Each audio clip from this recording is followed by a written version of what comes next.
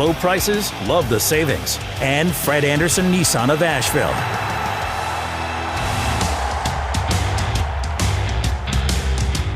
And welcome, ladies and gentlemen, into the Sportsocracy here on ESPN Asheville. 92.9 FM, 880 AM, and 1400 for the folks up there in Haywood County.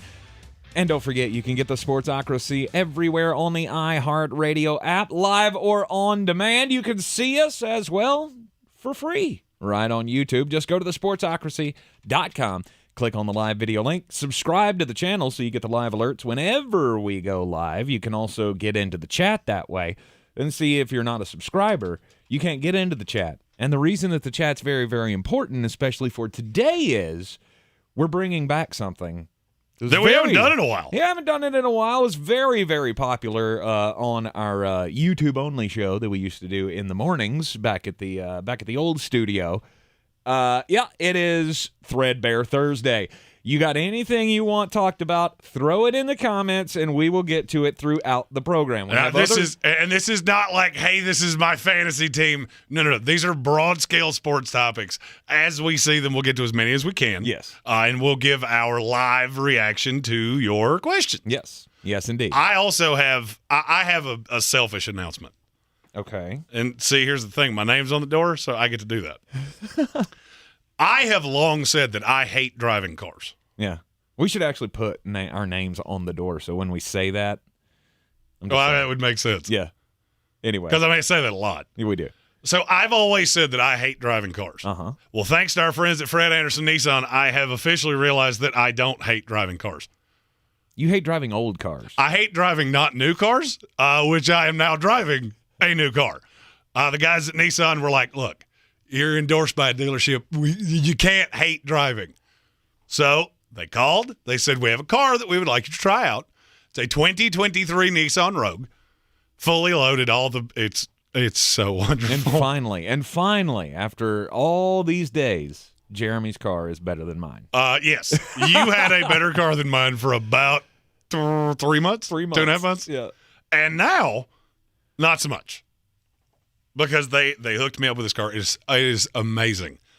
And I have realized that I don't hate driving.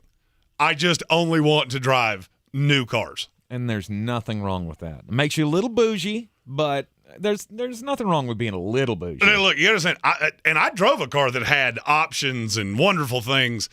It was not like this. I'm sitting above everybody. I got the nice cushy seat warmers. I got the Bluetooth audio, the backup camera, which for me is way more important than I thought it was. And I'm not talking a little narrow. I'm talking I can see everything behind me. It's like surround view. It's like 360 view. It's crazy. You got 4 backup cameras. Oh, yeah. It's insane. I am now the bougiest driver on the road. It's got all the bells and whistles, and it comes straight from Fred Anderson Nissan of Asheville. You need a new car. Yeah, that's where you need to go. 629 Brevard Road. They will give you $250 extra on your trade just for saying that you heard about them from us. Mm-hmm. And you will get to see a new promo of me in said Nissans starting next week. Nice. Little morning rant. Little morning rant every day. Going to call it the opening drive. Nice. Yeah. Good job. Good for you. You going to dress up like John Daly for that? The morning drive? Do I not do that every day? Yeah, you kind of Am I not John Daly just straight up? You got to get with his pants game though. The John Daly pants game. You need to adopt that because I don't ever see you wear flamboyant pants. That should be a must. I have those. You just don't see me on a golf course. Okay. All right. We welcome everybody into the show. And, of course, get into the chat with us for Threadbare Thursday throughout the day. Today, we are going to be talking about all things football, as we always do. And look, we're desperately trying to not talk about this eye bleach game that Amazon Prime is giving you this evening. I mean, we'll give you the breakdown of it coming up at the end of the program. Jeremy, I'm gonna give you some creative ways to bet on it. Yeah. Commanders and the Bears tonight. The worst football you've ever seen is there's still a way to wager on it. That's there. All right. We'll have the daily draft coming up at the top of the third hour of the program, where we did Rookies of the Year candidates last week on a Thursday. So today we're going to do offensive and defensive players of the year. Jeremy and I drafting against each other, see who can come up with the best class of player of the year candidates. Jones Angell, the voice of the North Carolina Tar Heels, joins us at 4 o'clock as he does each and every Thursday here on ESPN Asheville, your home for the Tar Heels. We'll talk some football. We'll get into a little basketball talk with him as well. They just had the live action, the free-for-all that used to be known as Late Nights with Roy. That was last Friday, so we'll get the recap of that, how that all went down, and what the basketball team is getting up to as college basketball season getting ready to get underway in just a matter of days. Also, Jeremy, he told me something today that I cannot believe. What's my age again? Why? Blink-182 is going back on tour, and apparently the tickets are selling, and they are astronomical. I don't understand what's wrong with some of you people, and we'll discuss that. Oh, yeah, we're going to talk about that. We got sweeping declarations from the NFL and college football to get to as well. First up, the number one story of the day. It's been on the top page of ESPN.com most of the day. Mr. Snyder has kept receipts. Well, he's going full Robert Saleh. Well, I mean, he says he hasn't. His official representation says that all of these reports are erroneous and full of bunk. But did he say that, or did you make that up? What? The bunk word. No, I said that. Yeah, of course you did. Yeah, because nobody under the age of 80 would call it bunk. You know where that name came from? No. Oh, come on. You've never heard this story? No, and I don't care. Okay, all right, fine. You don't want to be you don't want to be more knowledgeable, then fine. I don't need more knowledge. I need to rant about Daniel Snyder. For those of you who don't know, the word bunk actually generated from this here area. You didn't know that, did you? No. Back in the day, we once had a state legislator, or he was a congressman, who would just get up on the floor up in Washington and just talk a whole bunch of crap. And they made the term that's a whole bunch of bunkum, because he represented Buncombe County. And later it just got whittled down to bunk, and here we are. Now the more you know. You can get that little rainbow above my head. You good? No, I'm not. You've been holding on to that little tidbit, waiting for it to be relevant for what, 20 years? That on you because you acted like you didn't know what I was talking about. Dan Snyder. He is he's full of crap. Everybody knows he's full of crap. The entire league hates him, and they should vote him out. I've been at this stage for 3 years now, and then after everything else came out, there's no choice. And here's the problem: you can't do anything. Yeah, they can. How? You get the owners will vote him out if they feel the need. Why do you think this came out? If you don't know what we're talking about, basically he has put out through his intermediaries, he can say whatever he wants to. This came from a lot of places. This was one of those fun ESPN.com stories where they boldened the first three letters, or first three words. If you don't know what that means investigative journalism is getting ready to happen. Right. And basically what he said, I got stuff on all of you. Mm-hmm. You come at me, you're not going to like how this goes. Mm-hmm. And I'm talking other owners, I'm talking the league office, and I'm talking Roger Goodell. And I got news for you. I believe him to the highest extreme. You think so? I learned something very early on in my business days. The shadiest people that you can never seem to get rid of, there's always a reason. Mm-hmm. It's because they protect themselves. Well, that's why we all, you always use that term. Like, you can't understand how X player continues to get snaps on a team, and you always say, oh, he's got dirty pictures of somebody. Well, I mean, Dan Snyder is the embodiment of that. He is the sleaziest, dirtiest player in the game. And my question would be, if they could actually do anything with him, why have they not done it? You're in one of the biggest media markets in the country. You have one of the most known brands in the NFL. Nobody's ever really taken a run at him. Why?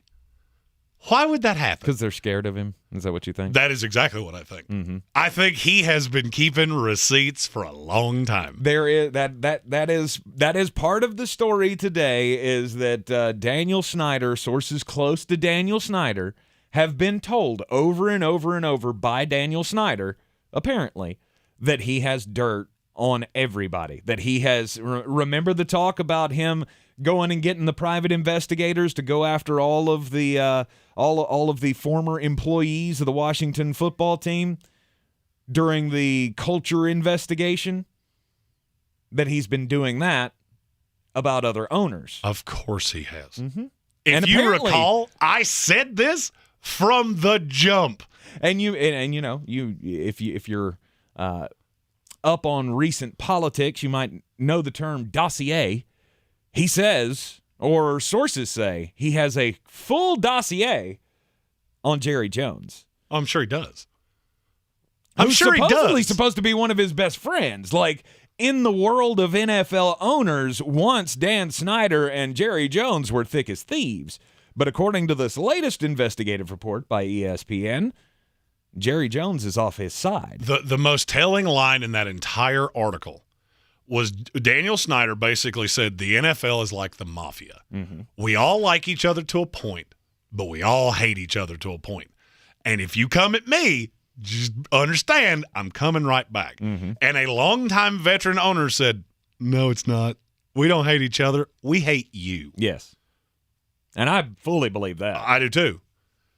And the problem is people like this always have things on other people. Mm-hmm. When you come at the king, you best not miss. I've used that saying for years. Yes, you have. Because people like this, they tend to find dirt on everybody else. It's called insulation. I know I'm doing skeethy things. Mm-hmm. And I'm talking from the perspective of Daniel Snyder. Right. I know I'm doing skeethy things. I know I'm doing things that if it's found out, there is no way they'll allow me to keep my team. Unless it is beneficial for them to let it go. And that's where I think you're at. My favorite phrase is, who wants you to know this? This story that came out, I'm sure this has been worked on for a long time. Mm-hmm. This is one of those investigative journalism pieces. Do you think they did this story without talking to Daniel Snyder? Not a chance. That source close to Daniel Snyder is Daniel Snyder. No, stop. You think so? I 100% know. Why would anybody else want you to know this? That is the easiest part of journalism. I learned this in high school doing journalistic things. Who wants you to know that? You can trace it back 99 times out of 100. Do you think Roger Goodell wanted this out? Do you think the NFL wanted this out? No. Do you think the other owners wanted this out? Nope.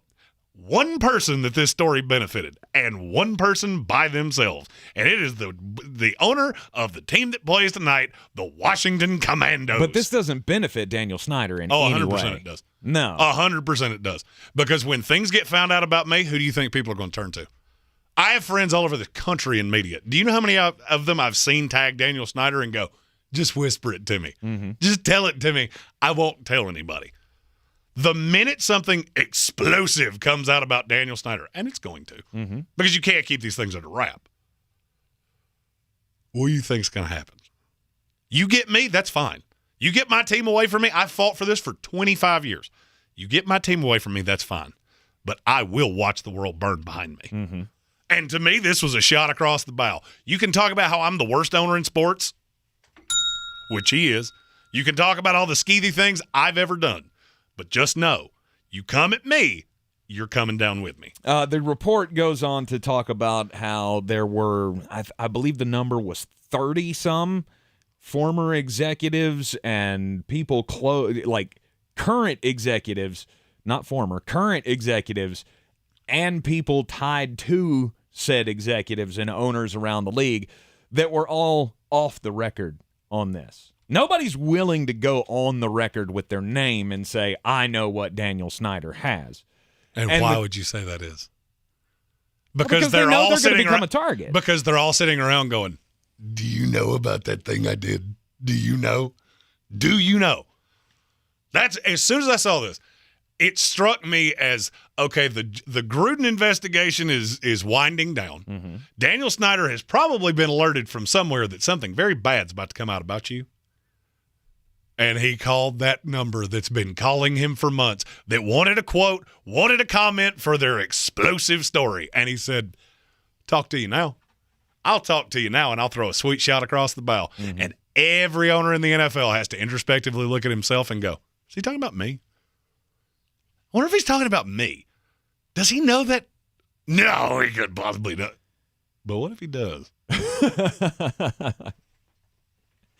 It's all Daniel Snyder is the puppet master here. This is what skeevy people do. Mm-hmm.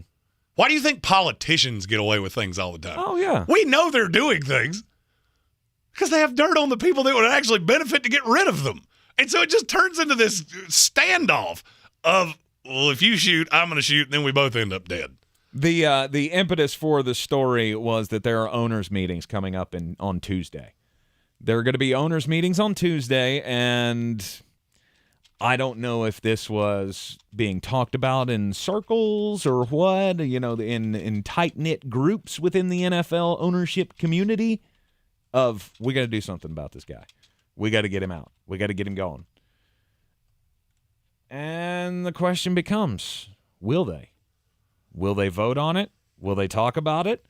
Will it be discussed? Or are they afraid? Are they afraid that Daniel Snyder has too much dirt? And the only thing I can think of is that scene from the campaign where Zach Galifianakis is running for Senate. And he asked the kids and he asked his wife, there's going to be some dirt come out. Is there anything I need to know?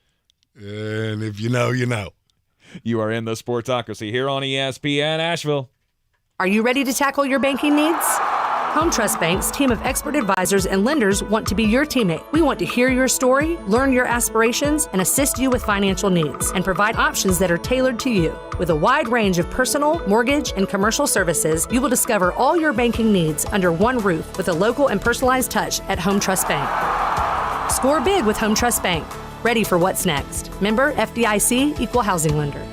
When I finally drove the old car into the grave, I knew there was only one place I was going to go. Fred Anderson Nissan of Asheville, home of the family plan. And yes, they treat you like family. I went in, told them what I was looking for, told them my budget, and in no time, I was signing the paperwork on my certified pre-owned vehicle. They have the area's largest selection on quality pre-owned vehicles and certified Nissans. They go through a 167-point inspection, so you know it's not going to let you down. They gave me the Carfax report, so I know the history of my vehicle. And the Fred Anderson family plan gives me things like oil changes and car washes and loaner cars if I have to have major work done on the car in the future. For me, buying a car has always been an intimidating thought. But the folks at Fred Anderson Nissan of Asheville made it super easy. Don't be like me. Don't wait till the last minute to get a deal done. Go to AndersonNissan.com or stop by the showroom at 629 Brevard Road. And don't forget to mention we sent you from the Sportsocracy and get a $250 bonus on your trade-in at Fred Anderson Nissan of Asheville. I believe real estate isn't about properties. It's about people. I am Clarissa Marshall with eXp Realty, serving all of Western North Carolina. Navigating the home buying and selling journey can feel overwhelming at times, and that's why having an agent who cares about you and your needs is key. I'm a native of Western North Carolina, and I close over a home a week.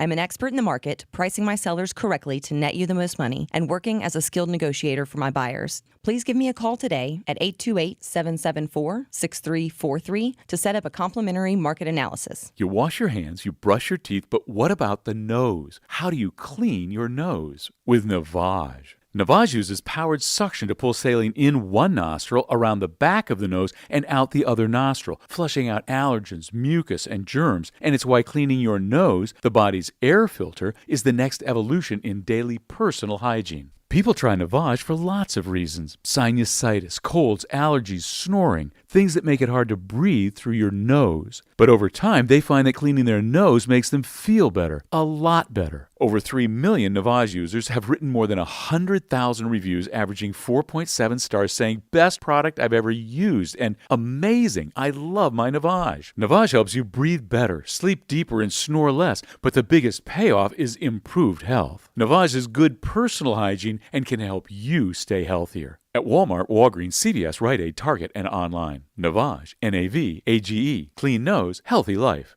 Mr. Clean, Mr. Clean. Of course I use Mr. Clean Magic Eraser to clean tough messes off my stovetop and bathtub. But then I discovered I can also use it to easily clean my patio furniture and even my shoes. I'm hooked. And when wipes won't cut it, I use Magic Eraser Sheets. They're thin and flexible erasers, perfect for everyday messes, like gunk on my counters and sinks. They really are magical. The reviews are in. Mr. Clean Magic Eraser and sheets make cleaning look easy.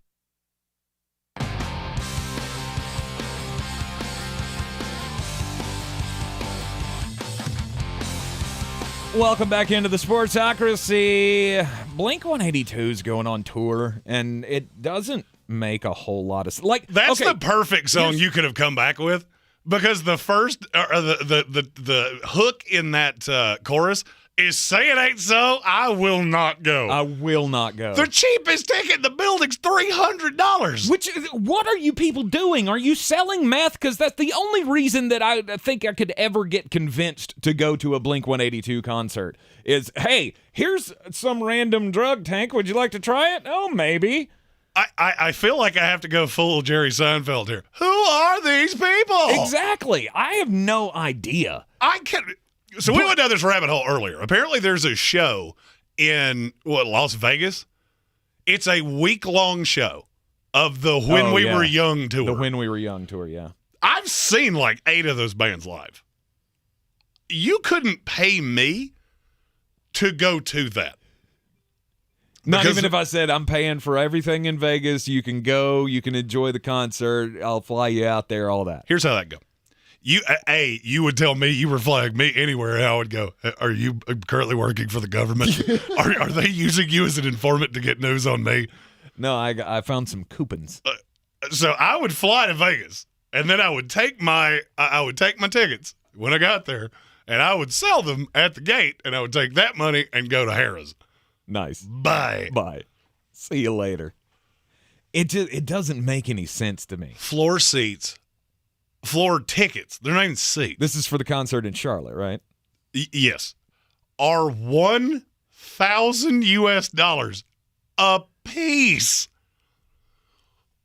I wouldn't pay $1,000 for the entire freaking section. I wouldn't pay $1,000 if Blink-182 would take me on their bus and let me tour with them. Look, I don't blame you for wanting to go. That's fine. Trust me, a lot of people like things that I don't understand. My wife went to see New Kids on the Block, and it wasn't that long ago. Mm-hmm. You like what you like. I just don't, for the life of me, understand. So when did Blink-182 get on par with like Bruce Springsteen and Metallica? They didn't. They didn't. When did that happen? Because I feel like I was seeping. And I missed it. I'm just trying to figure out, like, where is all this money coming from? Like, everyone else because Blink-182 came out in, 1999? No. 2000? I think it was earlier than that. It was somewhere. I was in high school. I know that much. I was in high school when Blink-182 became popular. And I didn't get it then.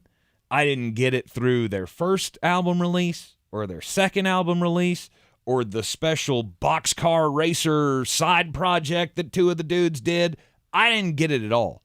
They stink on ice. I've seen them live. They sucked then. I'm sure they suck now. And I don't understand how somebody went, yeah, that's a good idea. I should pay $300 to go see Blink-182. I don't for the life of me understand it. Where's the money coming from? That's what I want to know. So here's my question. What show out there would you pay $1,000 US for floor seats? And I'm not asking you because there is no answer to that. Yeah, I feel like there's an answer. You would pay $1,000 US.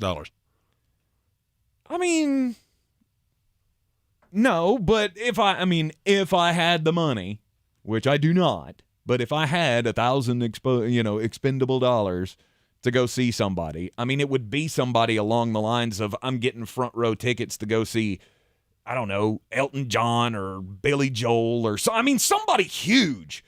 Like the Eagles. I've seen the Eagles 3 times. And I would, I'd pay $1,000 to sit front row seat and go see the Eagles again. I have tried to conjure what show could possibly come together. And the only thing that I have come to, 2 of them are dead. So, and that's part of why I would pay so much. I don't even care if it's a hologram. One Nation Underground said Pantera original lineup. I'd pay $1,000 to see that. If you could somehow resurrect Dimebag Darrell and Vinnie Paul and be able to have the original Pantera on stage. All right, I'm in. I've come to the conclusion of if you could get Eminem to open for Luke Combs, I'm in the ballpark. Good Lord, that's what we call in the music biz a train wreck. No, it'd be awesome. It would be fantastic. Basically, in the comments, it's been resolved that you're actually 55 years old. I've said that forever. Yeah, I mean, I'm okay with that. I want to go full Danny Almonte with you and check your birth certificate. Because you don't believe it? No. I don't believe there's any way that you're only 5 years older than me. I am. I'm only 5 years older than you. I've always liked older music, though. I've always been big into the classic rock scene. Pennywise in our YouTube comments says Tank would pay $1,000 to see Kirby Smart's bathroom. That's the I'm not even sure what that means. But I don't okay, either. But I'm here for it, and I don't think it's inaccurate.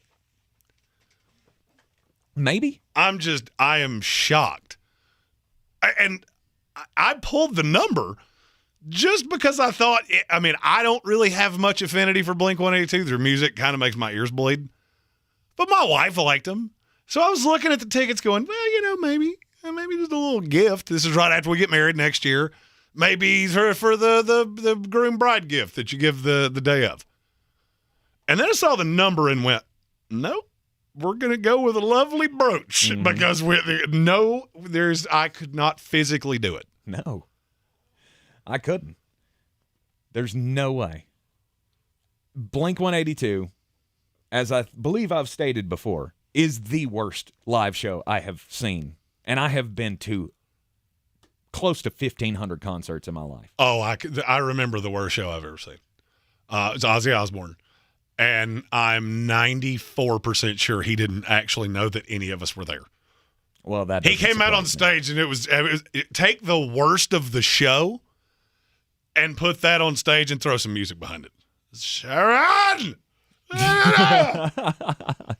He was forgetting words. It was it was brutal. It was not good. Oh, it was awful. Well, I mean, sometimes they do that. Sometimes, you know what? Sometimes you forget. Just have a bad night. Sometimes you forget the words to your own songs. Is there a band out there that you would pay $1,000 to go see? I'm coming up short on finding one that's even half relevant that I would pay near that much to go see. I still look around and go, what do you people do for a living?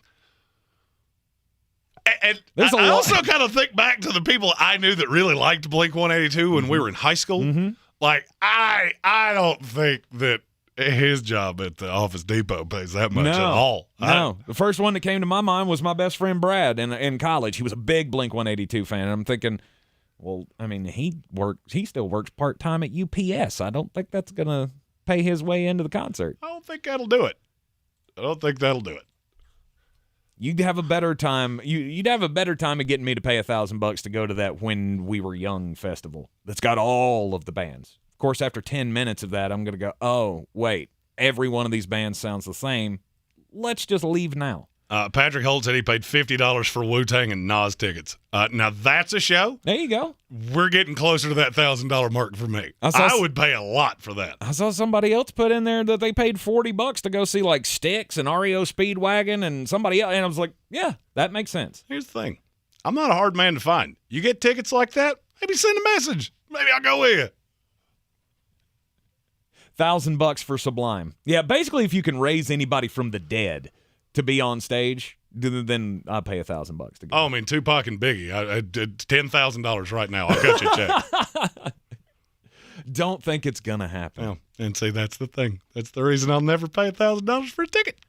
Nope, you're not going to catch me doing it either. Although it is more shocking to hear Jeremy say that than it is to hear me say that. Time to get just a bit outside. Boy, you must be outside your mind. The Sportsocracy. Just a bit outside. He tried the corner and missed. So there's been a photo circulating around on social media for the last 2 days that everybody has had a strong reaction to. It's of former baseball ace Randy Johnson with one of those big telescopic lenses in his hand out on the sidelines at an Arizona Cardinals game. And it was originally posted by Sophie Kleeman. It said, learn today that Randy Johnson is now a professional photographer and shoots NFL games. And everybody has lost their minds. Like, oh, I can't believe it. Randy Johnson. Well, that's not a new picture, just so you guys are all aware. This wasn't taken like this past weekend or earlier this season. This was actually a picture from 2011 when he was at the Dallas-Arizona Cardinals game. He was a big photographer or a big photography buff when he was in college. He went to USC in the late 80s and was a photojournalism major while he was at USC. Obviously, he didn't go down the photojournalism path. That arm was too live for anything other than being one of the greatest pitchers of all time in Major League Baseball. But now, after his retirement, he has gone into the photography realm. Randy Johnson's photography website, by the way, if you would, if you want to take a look at it, it's one of the greatest things out there because, I mean, he has taken pictures of great landmarks and animals and gone on safari trips, and his pictures are amazing. But the best thing about Randy Johnson photography is the logo. His logo is a circle with a dead bird in it. Upside down bird, feet sticking in the air, and some feathers flying. And, of course, we all know what that is a nod to, the day that he killed a bird on the mound in Major League Baseball. Still one of the greatest highlight films of all time, and now has to be Jeremy's A1 photographer in the business. No doubt, because his logo is a dead bird. His logo is a dead bird. But, yeah, he does well with his photography, and it's used on all kinds of promotional materials and such. He's good. He's good. He's got a second act, and I'm glad to see it. Hashtag birds aren't real. Something that is real, this Saturday, there will be a college football game between North Alabama, Jacksonville State. Can't wait for it. Barn burner, yeah, I'm sure. Shedeur Sanders puts up 6,000 yards. I don't know how he's going to do that in a game he's not in because he plays at Jackson State. I thought that's what you said. North Alabama and Jacksonville State. Oh, Jacksonville State. No, the one that beat Florida State, not the one that has Coach Prime. The game will be held in Madison, Alabama, just west of Huntsville at the minor league baseball stadium of the Rocket City Trash Pandas. Yeah. It's Toyota Field, all right? So they're an affiliate of the L.A. Angels. It's their AA affiliate. Well, I'm telling this for a reason. It's not because I'm super excited about this game. They're expecting a crowd of 10,000 people, which will be the biggest crowd they have ever held in this stadium ever. To the point of they had to have bleachers installed earlier this week to accommodate. Well, there's only one problem with that. So when they did that, they made one of the end zones uninhabitable for a college football game. Mm-hmm. So this entire game has to be played one direction. There's only one end zone that they can play towards. And the saddest part of this, that's not the first time that it's happened. We played a game at Wrigley between Northwestern and Illinois in 2010. Same thing. So I want you to think about what I'm saying here. If a team goes 3 and out and they punt from their own 20 and you kick it and it goes to the opposite 20, they have to pause the game and flip everything back the other direction. How'd that make any sense? Like, who conspired this and went, this will be great for people to watch? Well, it's one of those things. You book it, and then you go, oh, well, that's just unfortunate. Well, that's not good. You find out after the fact that you can only go one way on the field. I still don't understand that. Like, building codes, I guess, have to... So Kevin Vick asked a great question in the comments. If there is an interception and it goes for a pick six, they can go that way. Mm-hmm. They just can't line all 22 players up at that end zone. So you can have that happen. They won't stop it on an interception or something like that. Because is it too close to the bleachers? I'm not a contractor, so I don't know. Right. But it was deemed unsafe, and so they're not Maybe that's it. allowed. Maybe the bleachers are too close, and that way if you had both lines, there was a play from, your own 5-yard line, fans behind you would be able to throw stuff at you. Stop playing in baseball parks. Well, we have plenty of football stadiums around across this wonderful country. Play them there. I don't feel like Mobile, Alabama has major stadiums, do they? You mean the one they play the Senior Bowl in? I think they that's do. Right. That's right. Is that a big stadium? It's bigger than 10,000 people. I've never paid attention. I will be there this year. You're going to the Senior Bowl? I am 100% going to the Senior Bowl. I heard that last year. Well, stuff happens. Things happen. Just busting your chops. Yeah, things happen. I was supposed to go to the draft, too, in Vegas. Weird. Fine. I don't hold that against anybody. Yep. Yeah, I do. Because I'm Richard Petty. The pettiest one on the block. Yes, a trash panda is a raccoon. Somebody asked that in the comments. Trash pandas are raccoons. Have to play a college football game one direction. Sorry, we got to move the chains back. We can only go to that. Next thing, though, the football went over the rail. We got to send somebody to go get it before we keep playing because, it brought the one. It is a Threadbare Thursday here in the Sportsocracy on ESPN Asheville. Get into the comments on YouTube. Just subscribe to the channel. After you go to thesportsocracy.com, click on the live video link, get through to YouTube, click on subscribe, and then you can put whatever topic you want us to talk about in there, and we will get to it. In fact, we're going to take a quick break. When we come back, we've got a couple to address up next. This is your Exergen Temporal Scanner weather forecast on ESPN Asheville.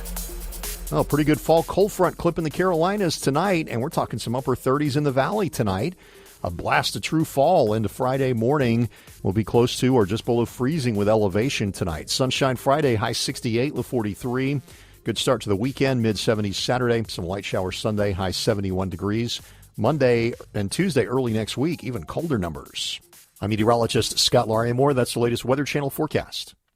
This report is sponsored by Marion Chrysler Dodge Jeep Ram. Everyone knows you get a better deal down the mountain at Marion Chrysler Dodge Jeep Ram. Right now, you can custom order your new vehicle, plus save up to 10% off MSRP. Visit us online at marioncdjr.com or in person on Worley Road in Marion. See dealer for details. The United States Constitution says you have a right to keep and bear arms. That's a quote. It's plain English. But Sherry Beasley opposes your right to self-defense. Beasley was a liberal activist judge. She supports banning firearms and magazines that are owned by tens of millions of law-abiding Americans. Beasley wants to criminalize the private transfer of firearms. That means trading or even loaning guns to your own extended family would require government permission every time. That's how Beasley got endorsed by radical gun control groups. But Ted Budd, he defends your rights. Ted Budd is A-rated and endorsed by the NRA. Ted Budd knows North Carolina gun owners because he is a North Carolina gun owner, firearms dealer, and instructor. Vote freedom first. Elect Ted Budd, U.S. Senate. NRA Victory Fund, Inc. paid for and is responsible for the content of this advertising. Not authorized by any candidate or candidates committee. 11250 Waples Mill Road, Fairfax, Virginia, 22030. For more information about contests on the station, log on to espnavl.com. It's midterm season. MSNBC has the in-depth coverage and analysis to give you a greater understanding of the races, the results, and what it all means for the future of our country. Watch coverage of the 2022 midterms on MSNBC. Since man created roads, they've been looking for ways to get off-road and vehicles to take them there. That's where Outlaw Off-Road comes in. A premier off-road center for Jeeps, trucks, and SUVs with a complete lineup of off-road and overland services, including maintenance and repair to make your vehicle all that it can be. Check out their location right here in Western North Carolina at 85 Avery Creek Road. Call them today at 828-974-8480 or visit them on the web at theoutlawoffroad.com. Ahoy, matey! At Ingles, our extensive seafood department offers a huge variety. From your local catch to flavors from around the world. Wild sashimi tuna, Charleston crab cakes, mountains of shrimp, bourbon salmon, wild mahi-mahi with mango salsa. It's enough to make any salty sea captain ready to set a course for the bounteous treasure of the Ingles Seafood Department. It's all in the bag. Ingles. Low prices, love the savings. The season we've all been waiting for is here. No, not that one. The season of the Big Orange Tent is underway in Western North Carolina. The area's largest selection of Halloween costumes, decorations, and accessories is at the Big Orange Tent at the Asheville Mall. Halloween Express is your one-stop shop for adult and child costumes, superheroes, horror icons, inflatable suits. You can find it all under the Big Orange Tent at the Asheville Mall. 10 to 8 Monday through Saturday, 12 to 6 on Sundays.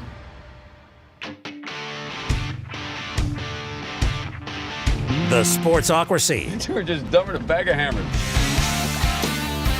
It's ESPN Asheville. This is the Sportsocracy. Find us on all the social medias at the Sportsocracy. And when you get into the YouTube video, don't forget you can go in and join this week's Battle for the Belt competition, our weekly DFS contest. If you're on the YouTubes, I'm going to flash up the leaderboard now.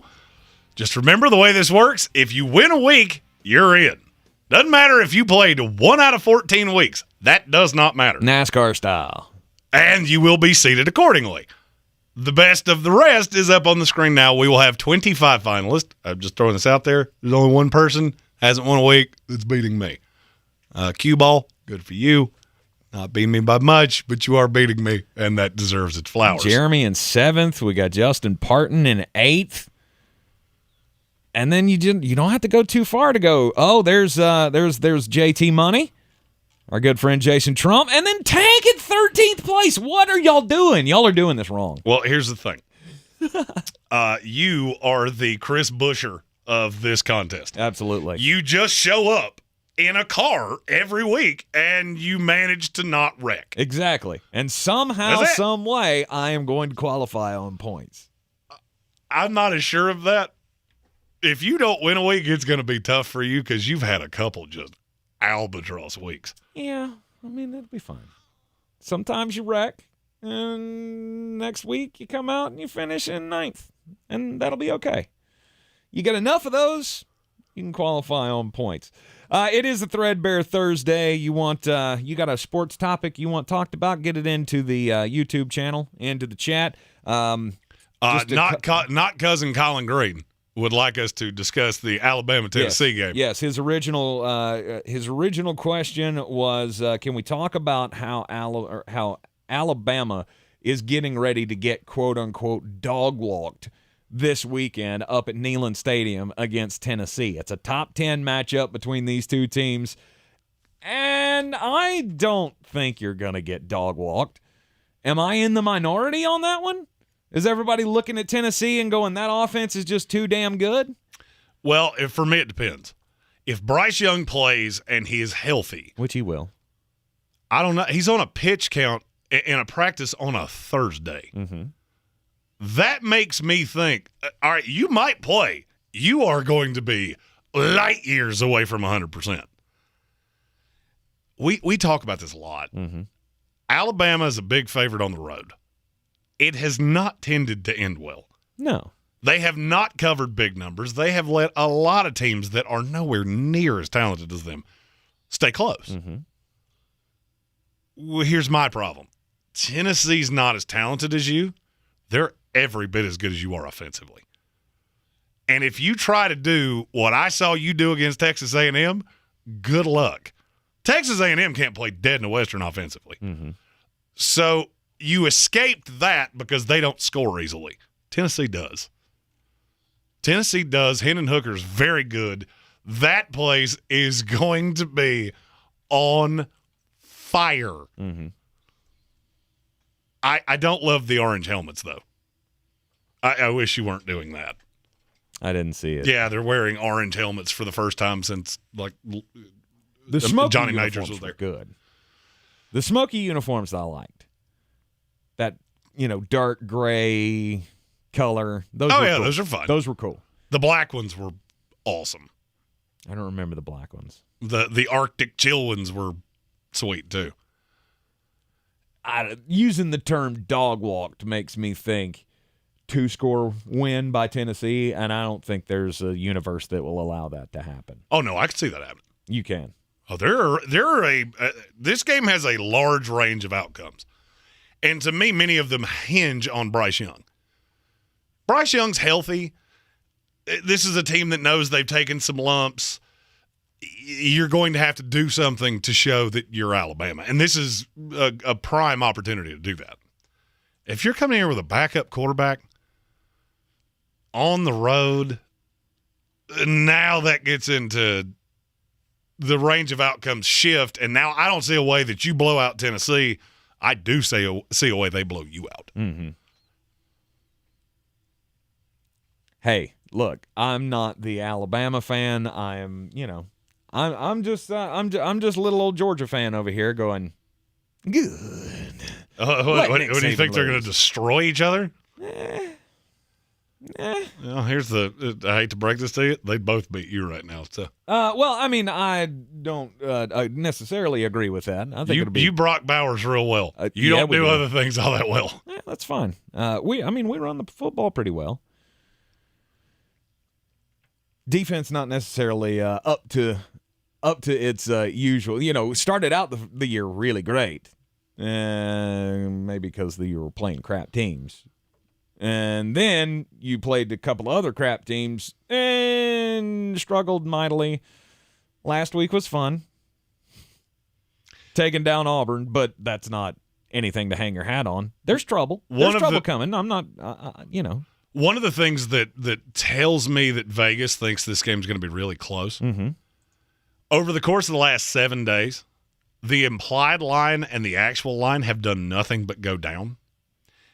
There's not really any information that should be leading you to that, and the sharp money's been on Alabama.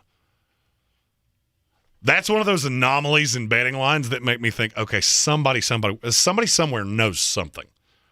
Vegas has way better information than you or I do or anybody else does.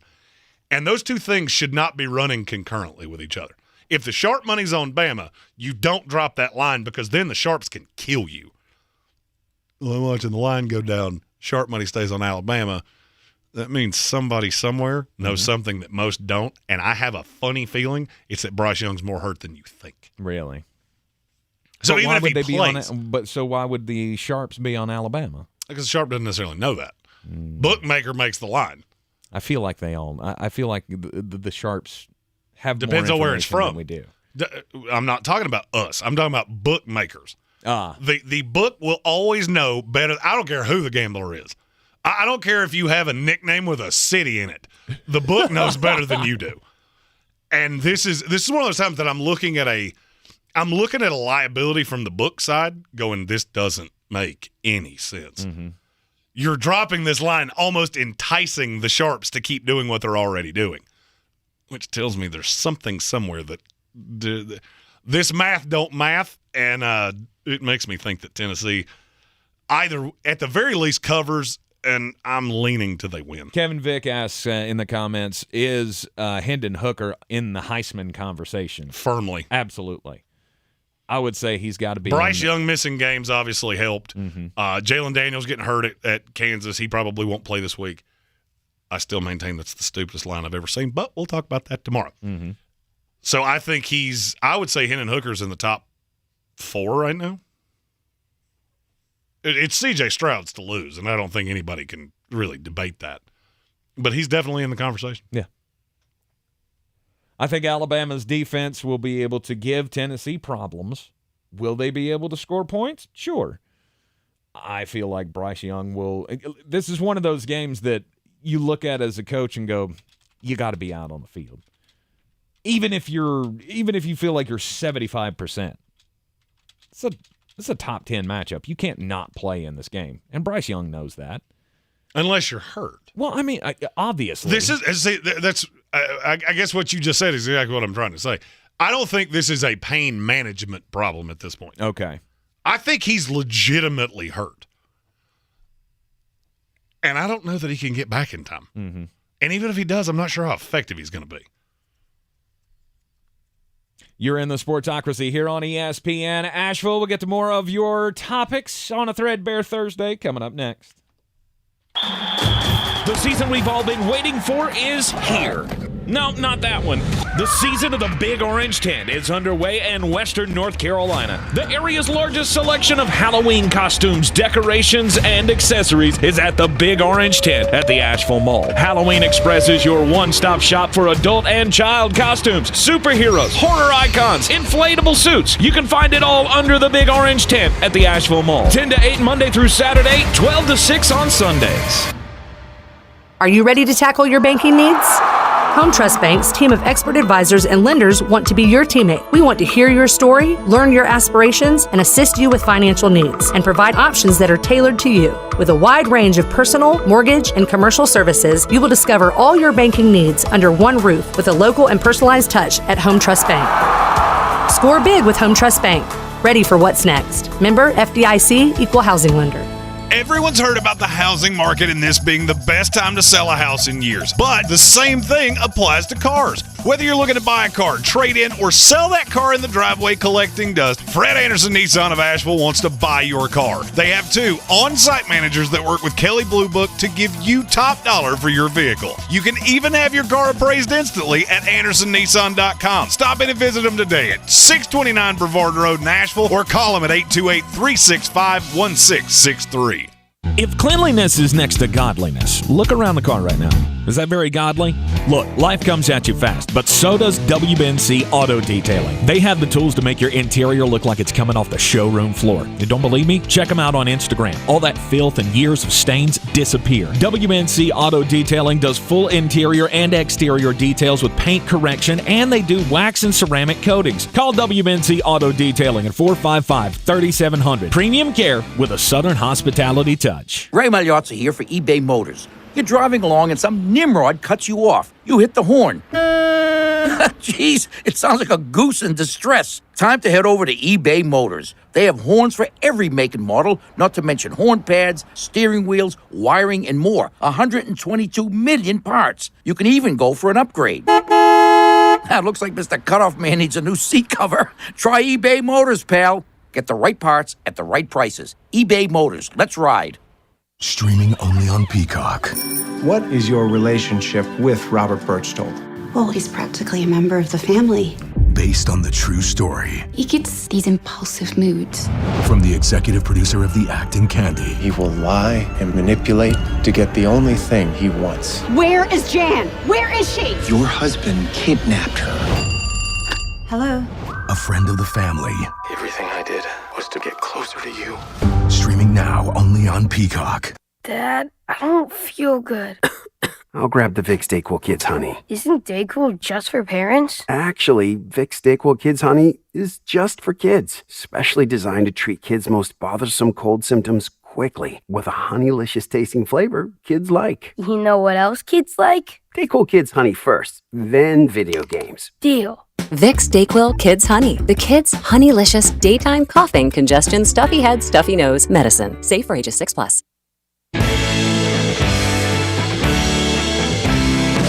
The Sportsocracy. Ice up, son. Ice up. Here on a Threadbare Thursday on ESPN Asheville, get your topics into the comments of the YouTube channel, and we will talk about them. I will say, based off of our conversation in the last segment, if you haven't seen the signs around Knoxville, you better hope Tennessee wins. Because some of the things I have seen, this is like the full body paint guy that goes to a stadium. You better not lose, because that drive home is going to be awful. If you don't know what I'm talking about, Google it. You think they were bad with Florida? You ought to see what's hanging around the frat houses in Knoxville right now. Well, Tennessee does this every year. There has been nothing that is off the table. They talk immortal smack all the time, and they have never been able to live up to the talk. Maybe this year's different. Maybe they can get the better of Alabama. I don't think they can. I think it comes down to one of those things of, like NC State. NC State going up against Clemson. They've never done it before. What makes you think they're going to do it now? No, I don't want to talk right. about When it comes time for the bright lights to shine, The ones that haven't been there before and haven't played in these big, massive games. The last time Tennessee was this good, this highly ranked, and in this type of a matchup, the kids that were going there weren't even born. So, I don't get it. Hadn't been that long. You're talking the mid 2000s. That was Peyton Manning. They went to a national title game after that. The year after that. Yeah, but still, they were relevant to the mid 2000s. It's been a bad 10, 15 years. I mean, if you want me to disprove you, I will. Please do. Please do, because I don't feel like they've been relevant or on the national scale in 20 years. You won 10 games in 2004. You did it in 2007. You did it in 2003. You won 11 in 2001. Yeah, you've been relevant. That was 20 years ago. You realize that, right? 2007 was 15 years ago. That math don't math. Oh, that's exactly what I just said. You said 2003, 2001. That was 20 years ago. Yeah, 2007 they went 10-4. Ooh. Well, one of those was a bowl loss. Mm-hmm. I just don't think they're going to be able to stand up to the bright lights, but maybe I'm wrong. I've been wrong before. Who knows? It's a Threadbare Thursday here on the Sportsocracy on ESPN Asheville, 92.9 FM, 880 AM, and 1400. We will get to all of your topics that you throw into the YouTube comments. Go to thesportsocracy.com, click on the live video link, subscribe to the channel so you can get into the chat. Coming up after the Sports Center update here in just a few moments, it'll be Tar Heel time with the voice of the North Carolina Tar Heels, Jones Angell. This is your Exergen Temporal Scanner weather forecast on ESPN Asheville. Well, pretty good fall cold front clip in the Carolinas tonight, and we're talking some upper 30s in the valley tonight. A blast of true fall into Friday morning. Will be close to or just below freezing with elevation tonight. Sunshine Friday, high 68, low 43. Good start to the weekend, mid-70s Saturday. Some light showers Sunday, high 71 degrees. Monday and Tuesday, early next week, even colder numbers. I'm meteorologist Scott Larimore. That's the latest Weather Channel forecast. This report is sponsored by Napa Auto Parts. When your ride fires on all cylinders, so do you. That's why Napa is on a mission to keep you in motion. With nearly 6,000 Napa Auto Parts stores and over 17,000 Napa Auto Care centers, the Napa network has everything you need to get up and go. Be the one. Stepping through a tackle and stepping to the end zone. It is pouring points in Chapel Hill. Holy cow, Carolina's going to win. Light that bell tower blue. The Heels renew their rivalry with Duke in the battle for the victory bell. Pre-game coverage starts at 7, kickoff at 8. Right here on your home for Carolina football. Asheville's home for the Tar Heels is ESPN Asheville.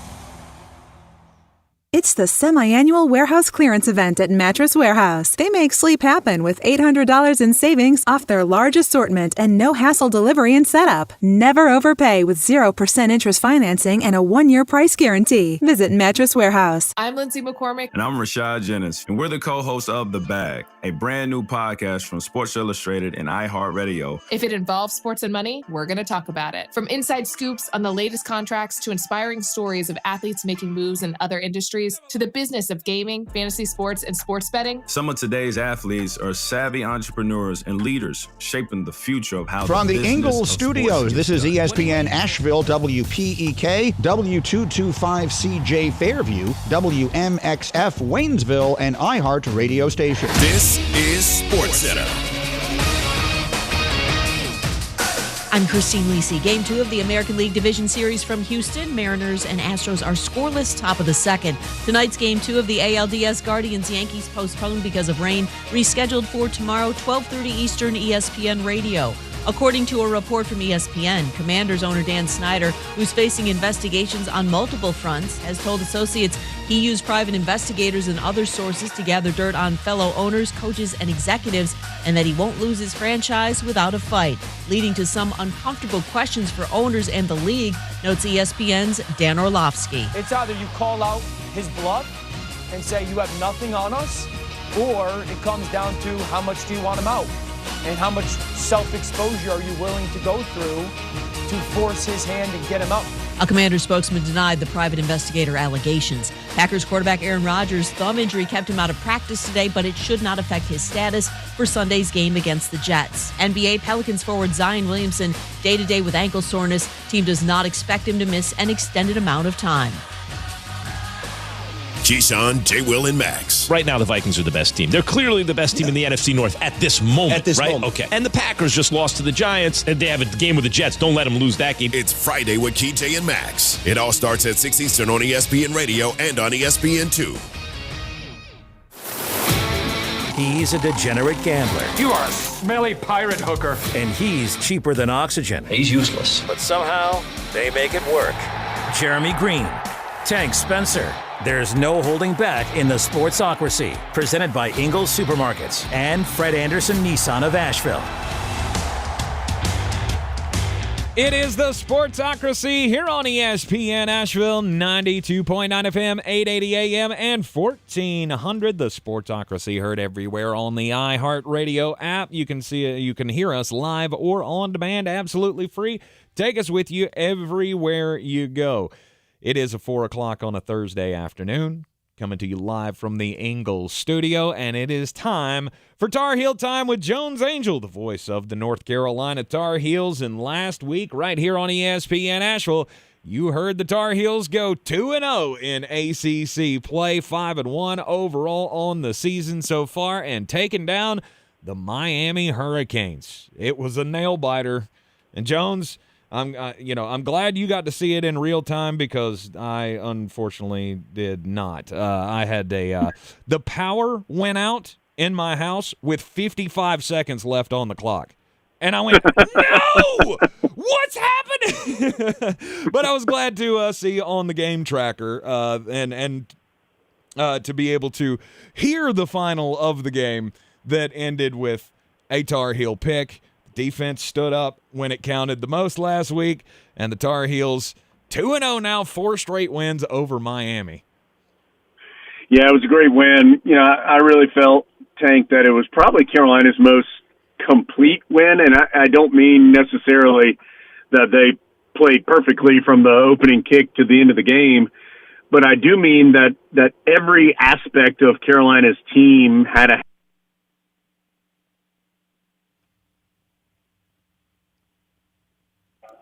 Wait, are you there, Joe? Oh, are you there, Jones? All right, Tank, let's try again. You still there? Yeah, I'm still here. Yep. Let me start. I'll start again wherever I was, Tank, and that was that I think it was Carolina's most complete victory of the year. Okay. For the Tar Heels, yeah, I thought that every facet of their team contributed in some way to that win. And the fact that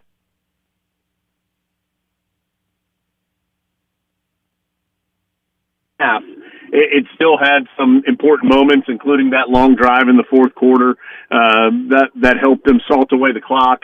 Carolina's special teams, you know, they had a couple pressure field goals that were important. They covered kicks well. Miami's a really good kick return team. We talked about that, and the Tar Heels did a good job there. And then also Carolina's defense. It wasn't perfect. They gave up a bunch of yards in the passing game, but they did a good job stuffing the run. And most importantly, as you referenced with the interception, they kind of came up big at big times. They had the fourth down stop on the goal line in the first half. Yeah, they had a big sack on fourth down after Carolina had turned it over, and the Tar Heel defense was able to get the ball right back. They forced a fumble early in the fourth quarter, the interception late in the quarter. Yeah, so it was just every part of the Tar Heels did something to help win the game. Now, it wasn't a perfect performance, but I did think it was an encouraging performance from Carolina in the sense that it had to do a lot of things well to win. Miami's, we talked about it last week, really talented. Their backs were against the wall a little bit, and the Tar Heels, I thought, took a pretty good punch from Miami and was still able to get the win. Well, that's one of those games that you need to have it. Like you already have so much momentum building on the season. You've got Drake May playing out of his mind. There's people talking in the media about Heisman Trophy candidacy and all this kind of stuff, being the best quarterback in the ACC. We know that the defense has not been stellar, but the offense has been so great that everybody's talking about Carolina can actually win the Coastal Division by playing lights out on offense and not having the greatest defense in the world. And we've seen teams win division championships with that kind of a style of play. So maybe this is the thing, but this is when you need that defense to come up with major plays, and as you said, they did it against Miami.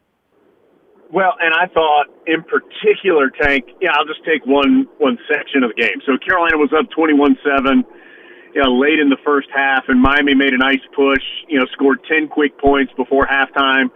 And so they had gotten a little momentum back. It was 21-17. Tar Heels get the ball to start the second half, and on the second play, they throw an interception. And so, at that point, it was, Miami was feeling good. They had the ball, a chance to take the lead for the first time. Carolina was reeling a little bit, had made some mistakes. And that's when the defense forced, I think it was just a 4-play drive that ended on fourth down when Carolina, DeAndre Boykin sacked Tyler Van Dyke on fourth down right around midfield. And Miami may have picked up a first down before that, Tank, but it wasn't a long drive by the Canes. Carolina pretty quickly defensively got the ball right back. And Tar Heels eventually kicked a field goal on the ensuing possession. And to me, that was just a nice sign of a little bit of growth from the Tar Heels because they have been so offensively oriented, and understandably, their offense has played wonderfully well and pretty consistently up until this point. But they had a moment there where Drake May looked like a freshman for a second, which is okay because he is, and made a mistake, and the defense picked him up. And so we've said Carolina can win in its last 6 games of the regular season. Carolina can win 2 or 3 of those games just by outscoring teams. The offense is good enough for Carolina to do that. But for the Tar Heels to achieve what they want to achieve, which is win that Coastal Division, play for an ACC championship, they have to have their defense at least come to the party. And I think over the last couple of weeks, Virginia Tech and now Miami, even a couple of flashes in the second half of that Notre Dame game, I think you've started to see that defense show up a little bit more. And that's what's so enticing because we know the offense is there with a little bit more defensive growth and consistency. This is a team that can be very, very good. Well, we got the win over Miami under the belt, and as I mentioned, 2-0 now in conference play at the top of the Coastal Division so far. And now you have the battle for the victory bell this weekend as we take on the Duke Blue Devils, another team that Mack Brown does not tend to lose to. What's his 11 straight so far from going back to his first tenure with the Tar Heels? Yeah. He has now won in a row against Duke. Yeah, that's a wild streak. Yeah, Duke won the first 2 matchups against Carolina when Coach Brown was the head coach in his first tenure. The second of which was a pretty infamous game in the series where Duke just blew Carolina out in Chapel Hill. It was either 41, I think it was 41-0. It might have been 44-0 when Steve Spurrier was in his final year at Duke. And that was the infamous picture where Duke posed underneath the old scoreboard in Kenan Stadium, which was in the southeast corner of the stadium, and they posed underneath the scoreboard with the final score up there, had the whole team go and pose underneath the scoreboard. And obviously that wasn't super well received by the Tar Heels, and Mack Brown hadn't lost to Duke since. And so that spans 2 coaching tenures now with Coach Brown. But this year, Tank, I've been really impressed with Duke from watching them play over the week as I've been getting ready. They're 4-2. They're 1-1 in conference play, and I think Mike Elko, who's in his first year there, has done a really, really good job. That's not to say that Duke doesn't have flaws and that they need to upgrade their talent in total. I don't think there's any question about that. But remember, this is a team in Duke. I think it was 1-6 17, Tank. I think that's right, in their last 18 ACC games under David Cutcliffe. Wow. And so Coach Cutcliffe had done some wonderful things with Duke, but it had kind of run out of steam there, right? It was not trending in the right direction. And so, credit to him for realizing that maybe it was time to do something new. And so he stepped away, and Mike Elko has really done a great job. And you can see it. You can see it as Duke plays. They're not perfect, but they go really hard. They don't make a lot of mistakes. They don't turn it over much. They force you into turnovers. They just make it hard to beat them. And, I think that's a real big credit to him and his staff, that they have that team playing hard and fundamentally sound football. And you've got to go do something to win the game. You've got to go play well, execute, and beat them if you're going to get the win. And so Carolina cannot just waltz over to Durham and assume, Mac Brown never loses to Duke, or Tar Heels have more talent this year. That doesn't matter. Carolina's going to need to execute at a high level to have a chance to win this ball game, and it would be an impactful win for either team. For Carolina, you go into their second open date, and if you're 3-0 in the Coastal, let the other teams in the league kind of beat up on each other for a week or two. That's pretty good. And if you're Duke, I think it really shows a positive sign as they try to take some steps forward and get some growth and build back out of what was a really tough stretch for them. Well, you look at the Coastal standings, we're at the top. You got Georgia Tech, who's coming off a win against Duke last week. Yep. After the firing of Jeff Collins. They've won 2 in a row now. And they're 2-1 in ACC play, sitting there at the right behind Carolina in the division. Let's worry about Duke this week, obviously, and then look forward to the rougher stretch of the schedule coming up. But going up against Duke, what is the defense going to have to do to win this game? Yeah, I think a couple things. One is they're going to need to slow the run game down, and Duke has run the ball very well to this point this season. They're averaging nearly 200. It's right between 190 and 200 yards per game on the ground. And I really like their quarterback, Tank. Riley Leonard, he reminds me of Daniel Jones in that he's got good size. He's 6'4". They list him, I think, at 212. He's got good accuracy. It looks like a smart player just in the decisions that he makes. And he can really run. They don't do a ton of design to run with him, although there are some. But he's just a guy that seems to have really good pocket presence and know when to get out of there for positive gains. That is something that has hurt Carolina, and it's hard to defend for anybody. But it's hurt Carolina a lot over the last few years. They haven't really been challenged in that way this season outside of the Georgia State game, where the Panther quarterback was one that would take off and run. I thought Carolina did a good job that particular day in slowing down that aspect, and they'll have to do that again in this game because Riley Leonard, that quarterback, really does make – it seems like, just from watching, he seems to make some really wise decisions on when to pull it and when to throw, and he can be somebody that can really jumpstart their offense. And I will say this for Duke, that you've got to avoid turning the ball over. They've done a really good job of forcing turnovers and then turning those into impactful plays for their team. And so for Carolina, taking care of the football, which has not been a huge issue, but, Tank, there have been Carolina only has 7 turnovers through 6 games, but 6 of those 7 turnovers have come on the road. So they have had some moments where turnovers have bitten them away from home.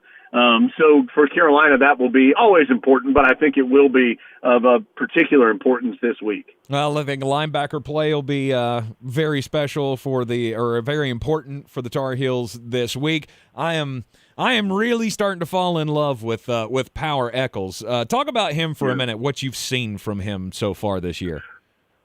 Well, I think both those linebackers in Power Eccles and Cedric Gray are just terrific football players. Mm-hmm. And I know it's kind of cliche, Tank, but I think they're guys who they really love playing football. And I think you can see that in the way they play. And I'll throw one more name in there, in DeAndre Boykins, who's Carolina's starter at what they call the star position, which is essentially a nickelback. He's the one who got the interception to end that Miami game when you were getting blacked out at home. I don't mean blacked out. I mean the power went out for Tank at home. Those guys, I think those are some individual examples of just Carolina growing on defense. And Power Echols specifically is somebody who really loves to play. He's fast to the ball. He's really physical when he gets to the ball. I mean, he's one of, if not the hardest hitter on the Tar Heel defense. And he's a really smart player. And between he and Cedric Gray in particular, those are two. If you ask me who the leaders were on Carolina's defense, those would be the first two I would mention. And Tank, they find the football. They are ranked, Gray is ranked number 1, and Echols ranked number 5 in the ACC in tackles right now. And so they're just guys who find their way to the ball and make sure that when they get there, the play comes to an end. And so I think that has probably been the strongest part of Carolina's defense to date. And the good news is I think the other areas are catching up, but those two have been really, really consistent all season long. All right, 8 o'clock on Saturday night at Duke. It'll be the Tar Heels against the Blue Devils, the battle for the victory bell. You'll hear it right here on ESPN Asheville with Jones Angell and the rest of the crew. Basketball season's coming up. Were you able to catch any of the live action? How did that all go? Yeah, so I was already down in South Florida with the football team last week. I did try to catch it some on the ACC Network Extra stream. I've talked to some folks since then as well, and just about how they felt about the event and the basketball that was played. And, yeah, I think Carolina has a chance to be really, really good this year. One thing I do think will be important to remember, though, Tank, Carolina is going to be a little bit different. Even though the Tar Heels do have so many returning pieces, you just can't oversell how important Brady Manick was to Carolina's spacing offensively last year. His ability to shoot from that position really changed the way that Carolina was able to space the floor. I don't think right now the Tar Heels have a guy that is at that same level as Brady Manick was from that spot. Now, they have plenty of capable players, whether it's Puff Johnson, whether it's Tyler Nickel, the freshman, whether it's Pete Nance, of course, the really experienced transfer from Northwestern. Pete's game is really advanced, but it's not the exact same as Brady Manick's. So I think it would be unwise to assume that Carolina is going to be exactly how it was last year and just a year older and everything's fine. I think Carolina is going to be a very, very good team this year, but it might have to go about things in a little bit of a different way. The strength may be a little more interior-oriented, at least early, with Baycott and Nance, and trying to figure out how to best use those guys. Of course, you've got terrific guard play and R.J. Davis and Caleb Love and guys who have played a ton of basketball and are veteran players. But I do think finding some other players in addition to those guys that you already know, how can you find impactful roles for DeMarco Dunn and Tyler Nickel and Puff Johnson and Dontrez Styles? How can those guys be impactful and help Carolina get to where it wants to go? I think will be important too. Absolutely. I can't wait for basketball season, but hey, this Tar Heel football team, they ain't so bad after all. It's been a great start to the season so far. Hopefully it will continue with a win in the big rivalry game against Duke this weekend, and we can chill our heels on no pun intended on basketball for the next couple of weeks anyway, until basketball gets cranked up. Jones Angell, the voice of the North Carolina Tar Heels. Thank you again, sir, as always, for joining us here on ESPN Asheville. Thanks, Tank. Talk to you soon. Yes, sir. You are in the Sportsocracy here on ESPN Asheville, 92.9 FM, 880 AM, and 1400. This is your time saver traffic on the new ESPN Asheville. Traffic slowing 240 westbound between Charlotte Street and Montford Avenue, 26 eastbound crawling between Bavard Road and the French Broad River. 26 westbound crawling approaching Hendersonville Road and continuing to the Blue Ridge Parkway. 40 westbound crawling between Patton Cove Road and Porter's Cove Road. Near Fletcher, Hendersonville Road northbound approaching Fanning Bridge Road, traffic is stop and go. Sweeten Creek Road northbound is stop and go between the Royal Ponds area and Mills Gap Road. Near Avery Creek, Bavard Road north and southbound between Long Shoals Road and the Blue Ridge Parkway, traffic is stop and go.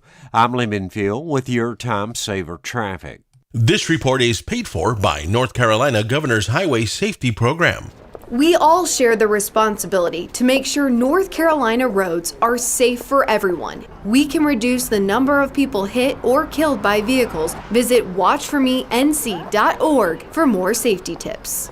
Paid for by NCDOT. Have you ever felt depressed about work, only to have your dad be like, "Why are you so down?" So you told him you hate your job, and he said, "Well, you better talk yourself out of it." And then you thought, I love to talk. I could host a podcast. And then you went to Spreaker from iHeart and started a podcast and got good at it, then monetized it, then quit your boring job, then told your dad, "Thanks for the advice." And he was like, "Well, that's not what I meant, and I don't understand what a podcast is, but you seem happy, so that's great, kiddo."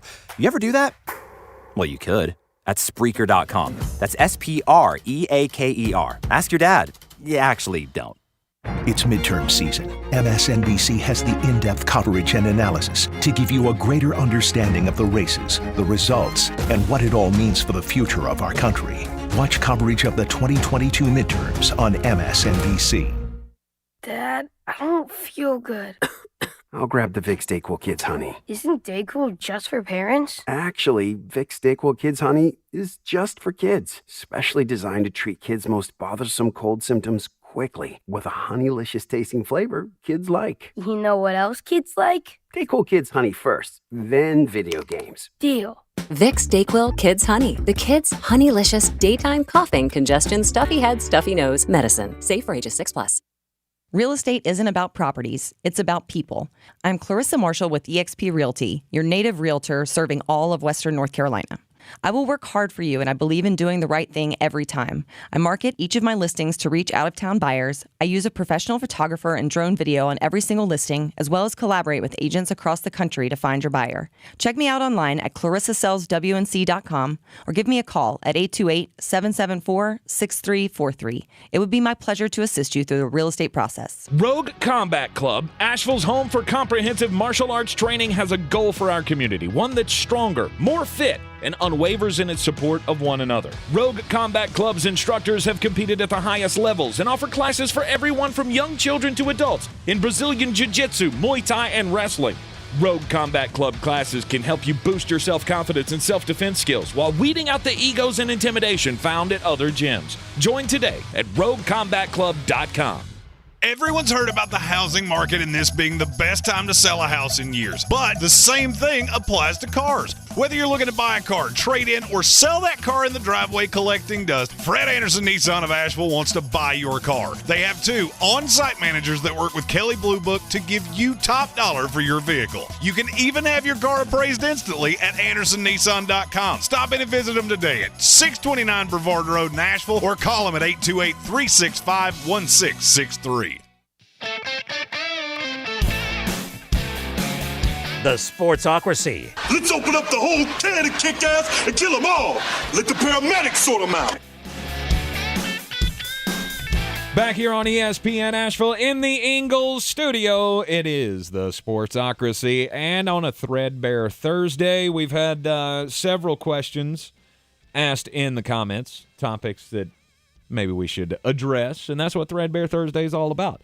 Letting you decide what are some of the things that we talk about on this here program. So get into the chat right now. Subscribe to the YouTube channel so you can do that.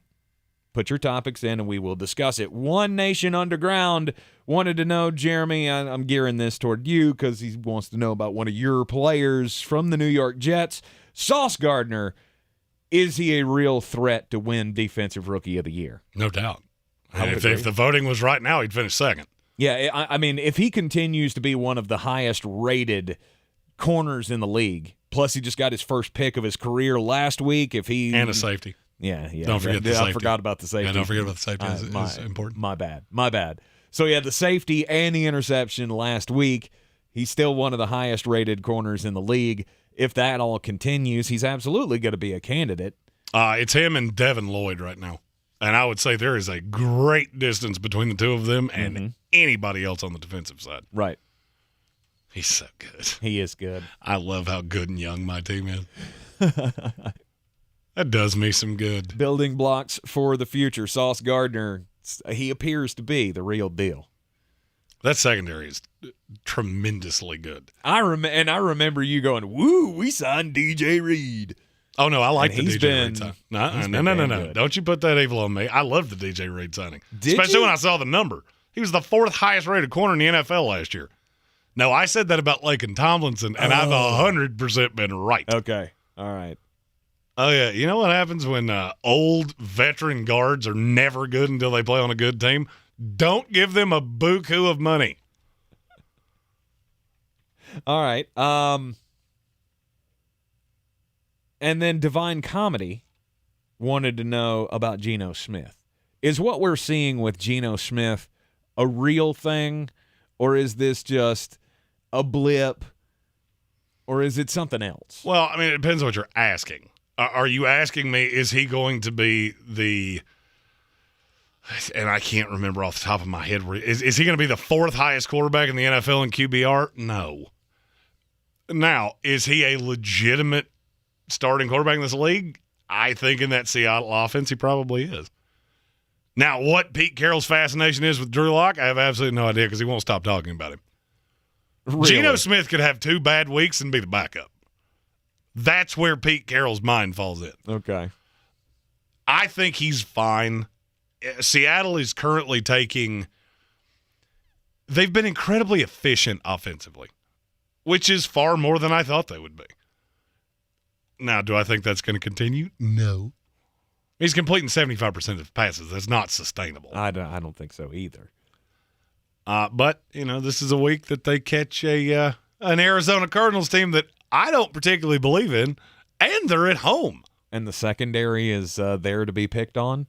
You still have Tyler Lockett and DK Metcalf that can do amazing things. Geno Smith just has to not turn the ball over and get them the ball in space, and he's been damn good at doing that so far. I'm interested to see if the offense takes a step back with Kenny Walker. Talent for talent, just running between the tackles, there's not a big difference between him and Penny. In the small things, there may be. Mm-hmm. That's one thing. Nobody ever talks about this. Look at the 2 guys that have been really good as rookies with Breece Hall and Dameon Pierce. The reason for that is there is a Michael Carter and a Rex Burkhead to do all of the intangible things until the rookie figures it out. Kenny Walker doesn't really have that now. It's him, DJ Dallas, and Travis Homer. I'll be curious to see if there's a step back. But, I mean, Geno's been good. Mm-hmm. He has been good. He's been markedly better than Russell Wilson. It's not really saying much, but it's true. No, it's not saying much, but we all know he has been one of the surprises of the season. All right, are you ready to get weird, Jeremy? I am. All right, let's get weird. On the weird scale, there's Vegas, there's Florida, and there's Asheville. Let's get weird, Asheville. All right, normally in the 5 o'clock hour, we say most important message of the day. Don't do crimes. Don't do crimes, okay? But I'm going to say, secondary message of the day. Stop doing weird stuff on airplanes. I don't understand. We seem to have one of these at least once a week. A story of somebody doing something they're not supposed to on an airplane. And this latest story comes to us from an American Airlines flight going from Miami to Barbados, where they took off from Miami, heading out over the ocean to go to Barbados. And all of a sudden, everybody on the plane starts to smell something weird. Like there's some sort of a chemical scent going around, and it's permeating everything. Some passengers were complaining that the smell was making them sick. Eventually, the smell got so strong of this chemical agent, whatever it was, that they went, oh, we've got a serious problem on our hands. We got to go back. So they turn around, they go back to Miami, alert everybody on the ground that there's some kind of a chemical agent that has been deployed on the plane, and we need to figure out what this is because there are people getting sick and we could have a serious problem on our hands. Well, after they did some investigating when they landed back at the Miami airport, somebody had snuck on board in their in their carry-on luggage an industrial-sized bottle of fingernail polish remover. That is crimes, right? I mean, isn't it? I mean, it's not crimes. It's just you're not allowed to do that. 20 years. We've been doing this for 20 years. You can't take giant bottles of liquid on planes. As somebody that flies a lot, the fact that I can't have more than a 4-ounce bottle of shampoo is stupid, okay? You're not supposed to be able to take giant bottles of liquids on planes still. I go under the George Carlin philosophy here. You're worried about my shampoo, but if I go far enough, you're going to give me a knife and fork, okay? So maybe just use some common sense. A large industrial-strength bottle of nail polish. It wasn't nail polish remover. It was just nail polish. And I don't know if this was like special nail polish. What is an industrial-sized bottle of nail polish? Somebody out here doing this with a big, like a vat? Look, I have my nail polish with my little dainty brush. Right. And it's as big as a cardboard box that a television fits I mean, in. normally, like when we go on, we go out of the country, what are we bringing back with us? You're bringing back like big old bottles of liquor that you got for $35 or whatever. And apparently maybe that's the thing in America. Like when people come from Barbados to America, they got to get nail polish because you never know, We can't get this shade in Barbados, so I got to take this back with me, enough to last for the entire year. I don't even know where you would purchase said industrial-sized bottle of nail polish, but I don't do nail polish, so. I flew around the country for several years with nothing more than a backpack. Okay? Stop packing weird stuff in your luggage. I'm not saying they should make a deal of it, but yeah. According to reports, the woman who had the industrial-sized bottle of nail polish on board is not in any trouble. It's just still frowned upon. And I'm sure somebody at TSA got a earful for allowing that to happen. My story is about way more aggressive of a kerfuffle. Okay. This happened Saturday at the Morrilton Country Club in Arkansas. Morrilton. Mm-hmm. They had a golf tournament. They dubbed it the Tournament of a Century. $375 entry per team, 3-man-woman scramble. I guess a very stereotypical thing. I'm actually playing in one of these this weekend. Well, on the 10th hole, there was a truck. It was a Ford F-150 Super Crew truck. And there was a sign that said, thanks to J. Hodge Ford of Morrilton, if you hit a hole-in-one on this hole, you get the keys to this here truck. It's a $53,000 truck. Nice. Now, this was not an easy hole necessarily to hit a hole-in-one on. It's 301-yard par 4. This is not like, I brought out the wedge and look, I dropped one. No. This was, and trust me, that is relevant to the story momentarily. Okay.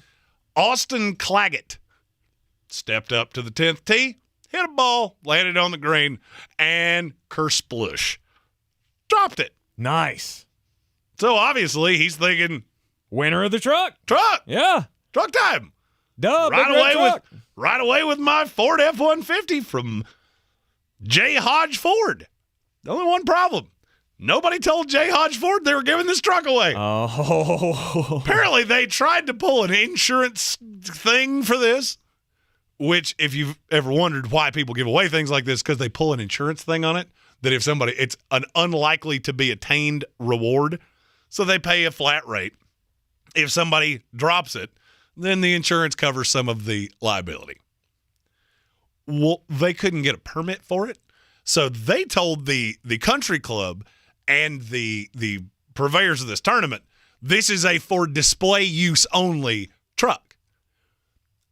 To the best of what I can tell, the country club went, nobody's going to drop a hole-in-one from $3 bills. Oh, you never do that. So we'll just leave it alone. It'll be fine. It won't come up. until it did. Now, Mr. Claggett has an attorney. Yes, because he he does. wants his truck, and he doesn't really care where it comes from. Doesn't care if he holds the country club liable, because these are all defendants in the lawsuit that he has filed. He doesn't care if it's the country club. He doesn't care if it's J. Hodge Ford. He doesn't care. I just want my truck. Give me my truck.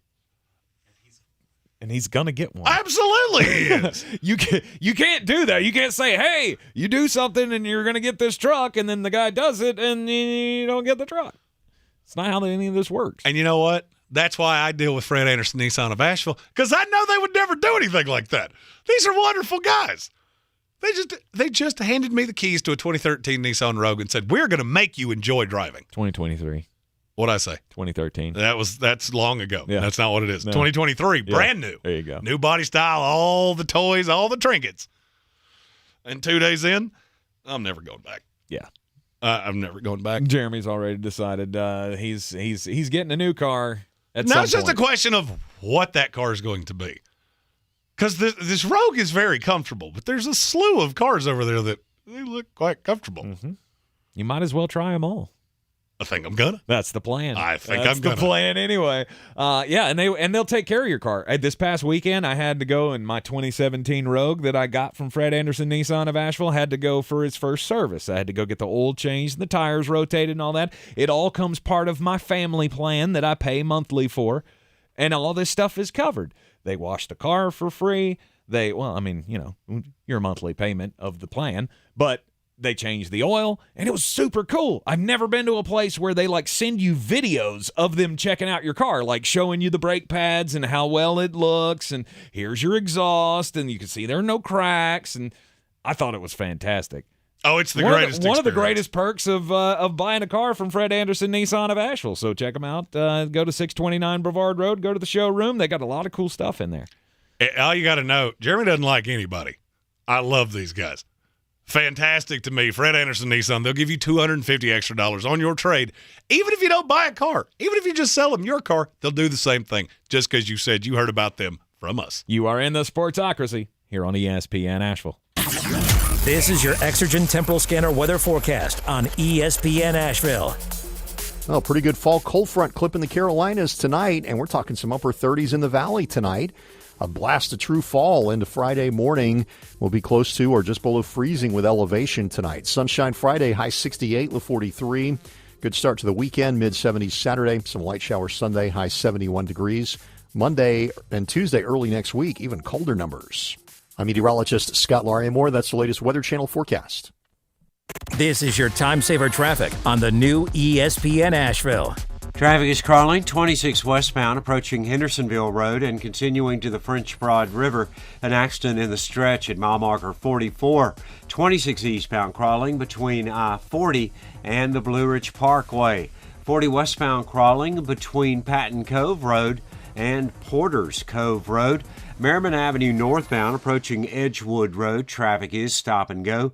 Near Avery Creek, Brevard Road north and southbound between Long Shoals Road and the Blue Ridge Parkway. Heavy delays. Brevard Road southbound between I-26 and Sardis Road. Traffic very busy.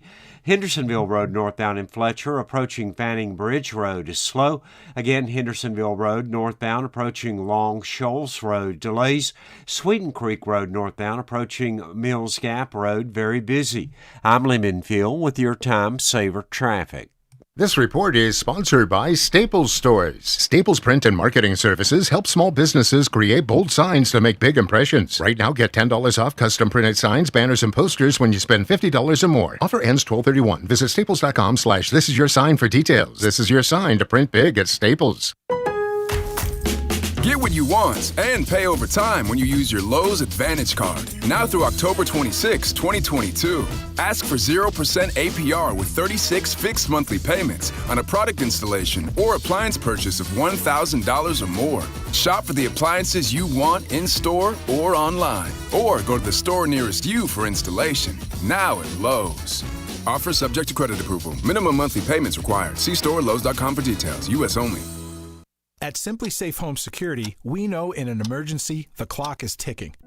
So we designed an advanced security system powered by live 24/7 professional monitoring agents who use Fast Protect technology exclusively from SimpliSafe to capture video evidence and verify a threat. Then alert police so you get faster police response. Right now, get 40% off any new system. Visit simplysafe.com/holiday to save big today. There's no safe like SimpliSafe. At Ingles, whether we're celebrating Friday night rivals, televising college basketball games, bringing the Fan Fest to semi-pro soccer, or taking you out to the ball game at your minor league park, it's all in the bag. Ingles, low prices, love the savings.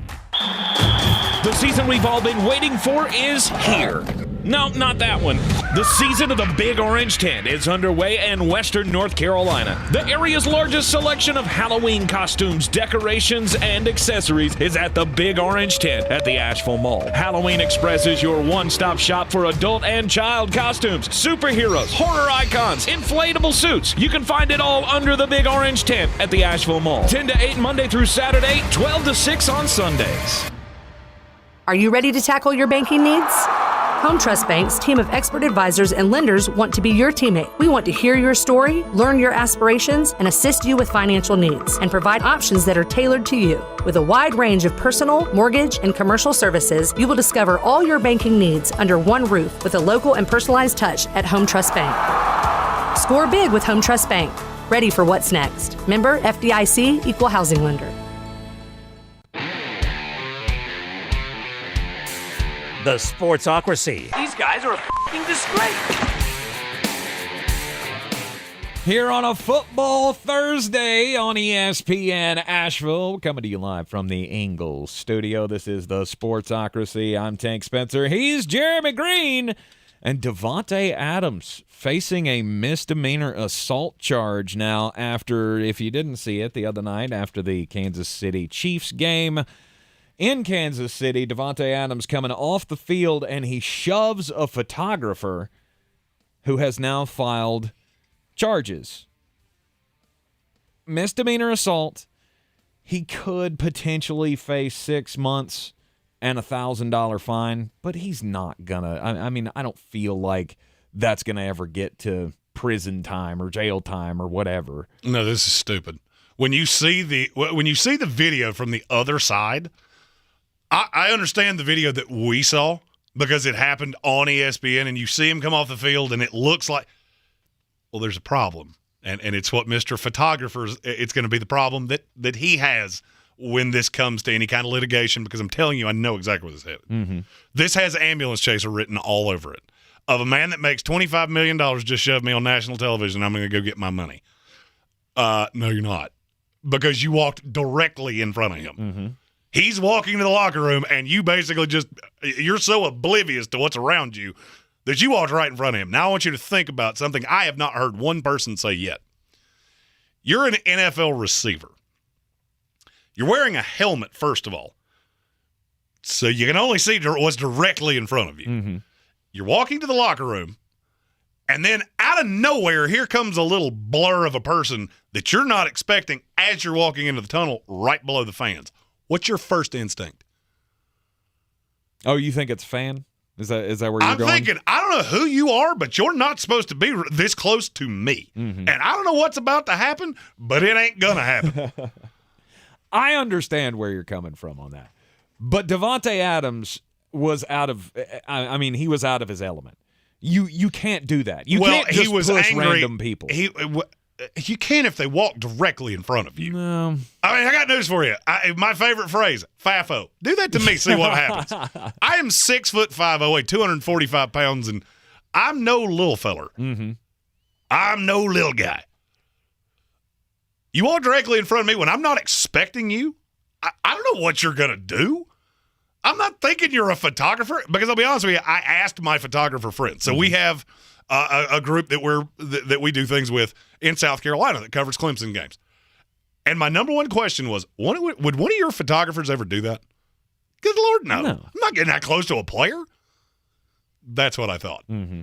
That's exactly how I thought that was going to go, but I wanted to make sure, because I don't cover games on a field like that. I don't have a boom mic and all these other things. So I wanted to know. Yeah. You're making a mountain out of a molehill here. Had Devonte Adams not just slammed things on the sideline, we wouldn't be talking about this.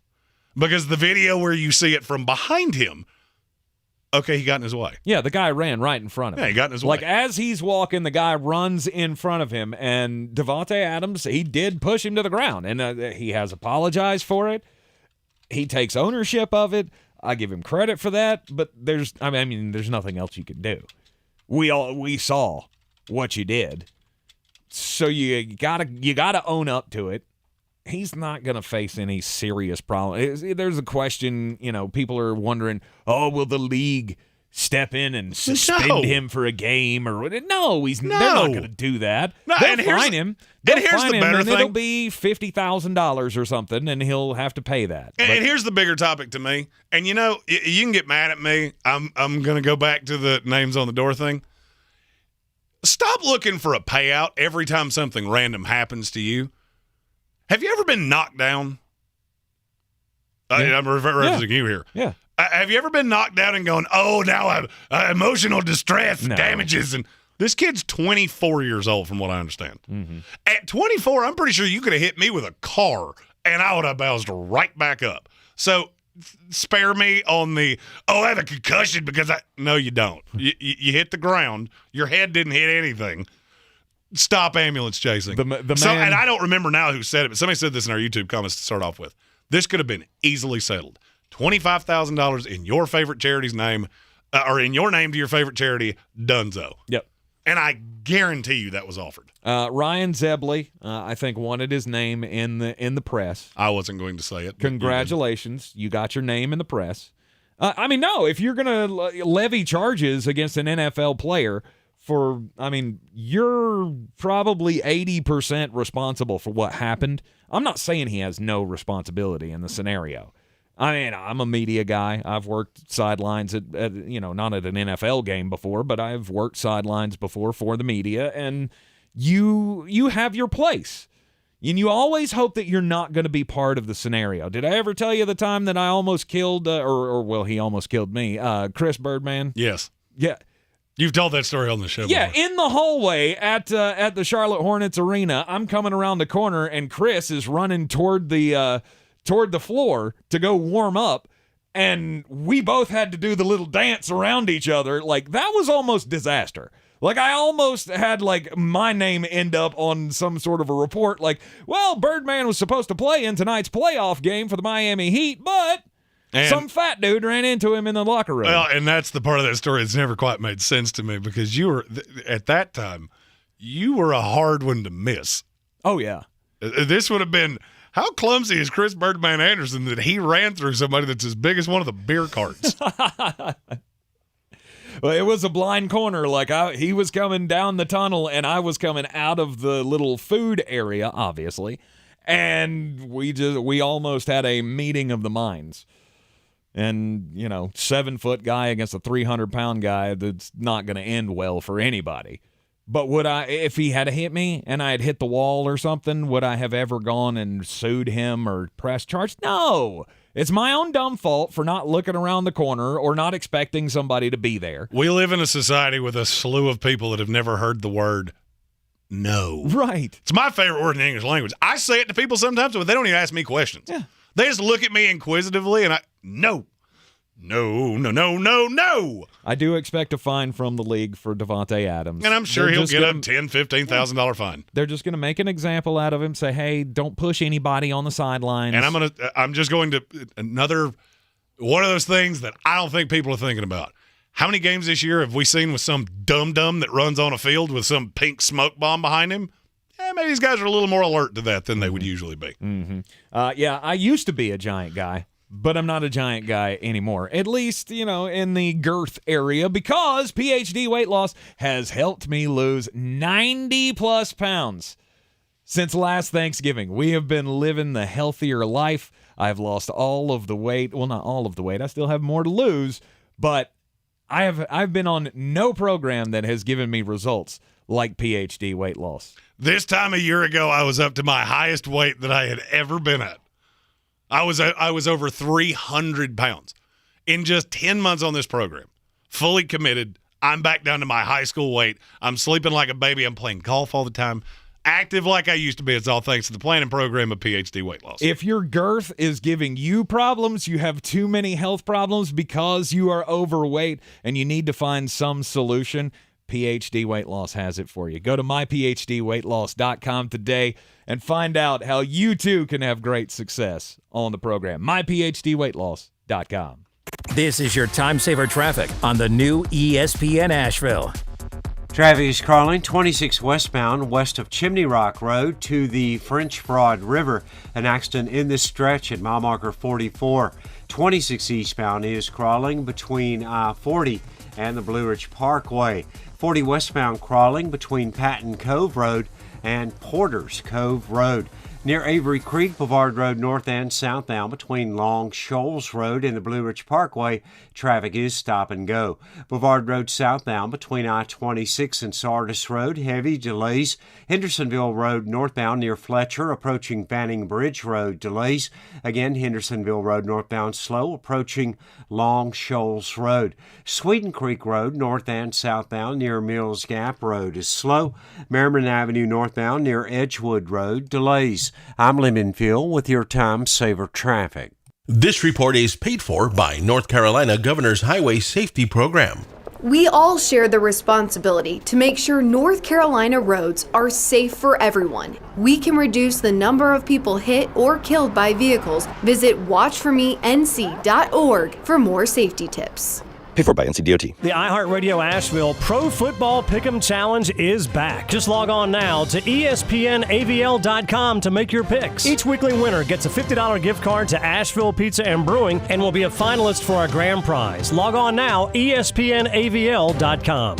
You wash your hands, you brush your teeth, but what about the nose? How do you clean your nose? With Navage. Navage uses powered suction to pull saline in one nostril, around the back of the nose, and out the other nostril, flushing out allergens, mucus, and germs. And it's why cleaning your nose, the body's air filter, is the next evolution in daily personal hygiene. People try Navage for lots of reasons. Sinusitis, colds, allergies, snoring, things that make it hard to breathe through your nose. But over time, they find that cleaning their nose makes them feel better, a lot better. Over 3 million Navage users have written more than 100,000 reviews, averaging 4.7 stars, saying, best product I've ever used, and amazing, I love my Navage. Navage helps you breathe better, sleep deeper, and snore less, but the biggest payoff is improved health. Navage is good personal hygiene and can help you stay healthier. At Walmart, Walgreens, CVS, Rite Aid, Target, and online. Navage, N-A-V-A-G-E. Clean nose, healthy life.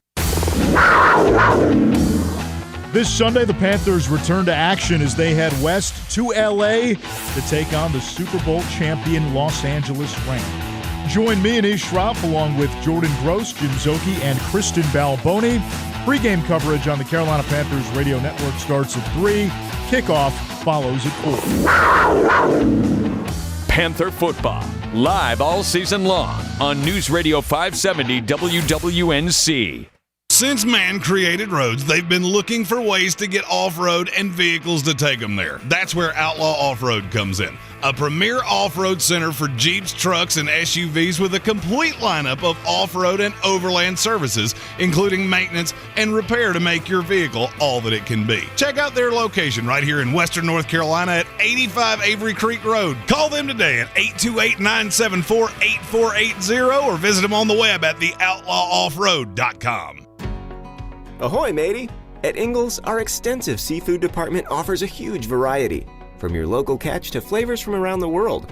Wild sashimi tuna, Charleston crab cakes, mountains of shrimp, bourbon salmon, wild mahi-mahi with mango salsa. It's enough to make any salty sea captain ready to set a course for the bounteous treasure of the Ingles Seafood Department. It's all in the bag. Ingles. Low prices, love the savings.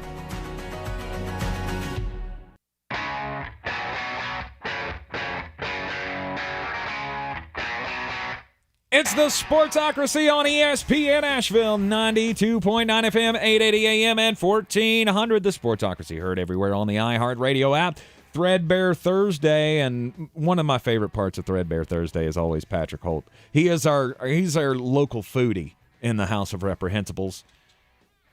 Makes amazing barbecue, Holt Brothers Barbecue. He always has the foodocracy questions. So he asked, salt on cantaloupe. Do you do that?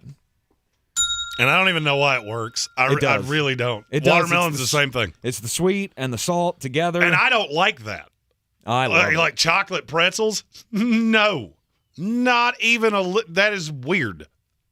Oh, I love those. Yeah, I don't. The sweet and the salt together, I love it. Any kind of melon you put salt on, I'm absolutely in. It's good without, and it's good with. So I'm fully on board with salt on cantaloupe, watermelon, honeydew. It's the most underrated of the melons. Honeydew? Yeah. I've always wondered who actually eats that. Me. Why? I love it. But why? Because it's good. It's sweet. It doesn't taste like anything. Yes, it does. It's the only food I've ever seen that just tastes like green. Maybe I like the taste of green. What does that? We're full off the rails today. You gotta come on, man. Anyhow, he also asked best Thanksgiving pie. Apple, not Is close. it pecan? Is it pumpkin?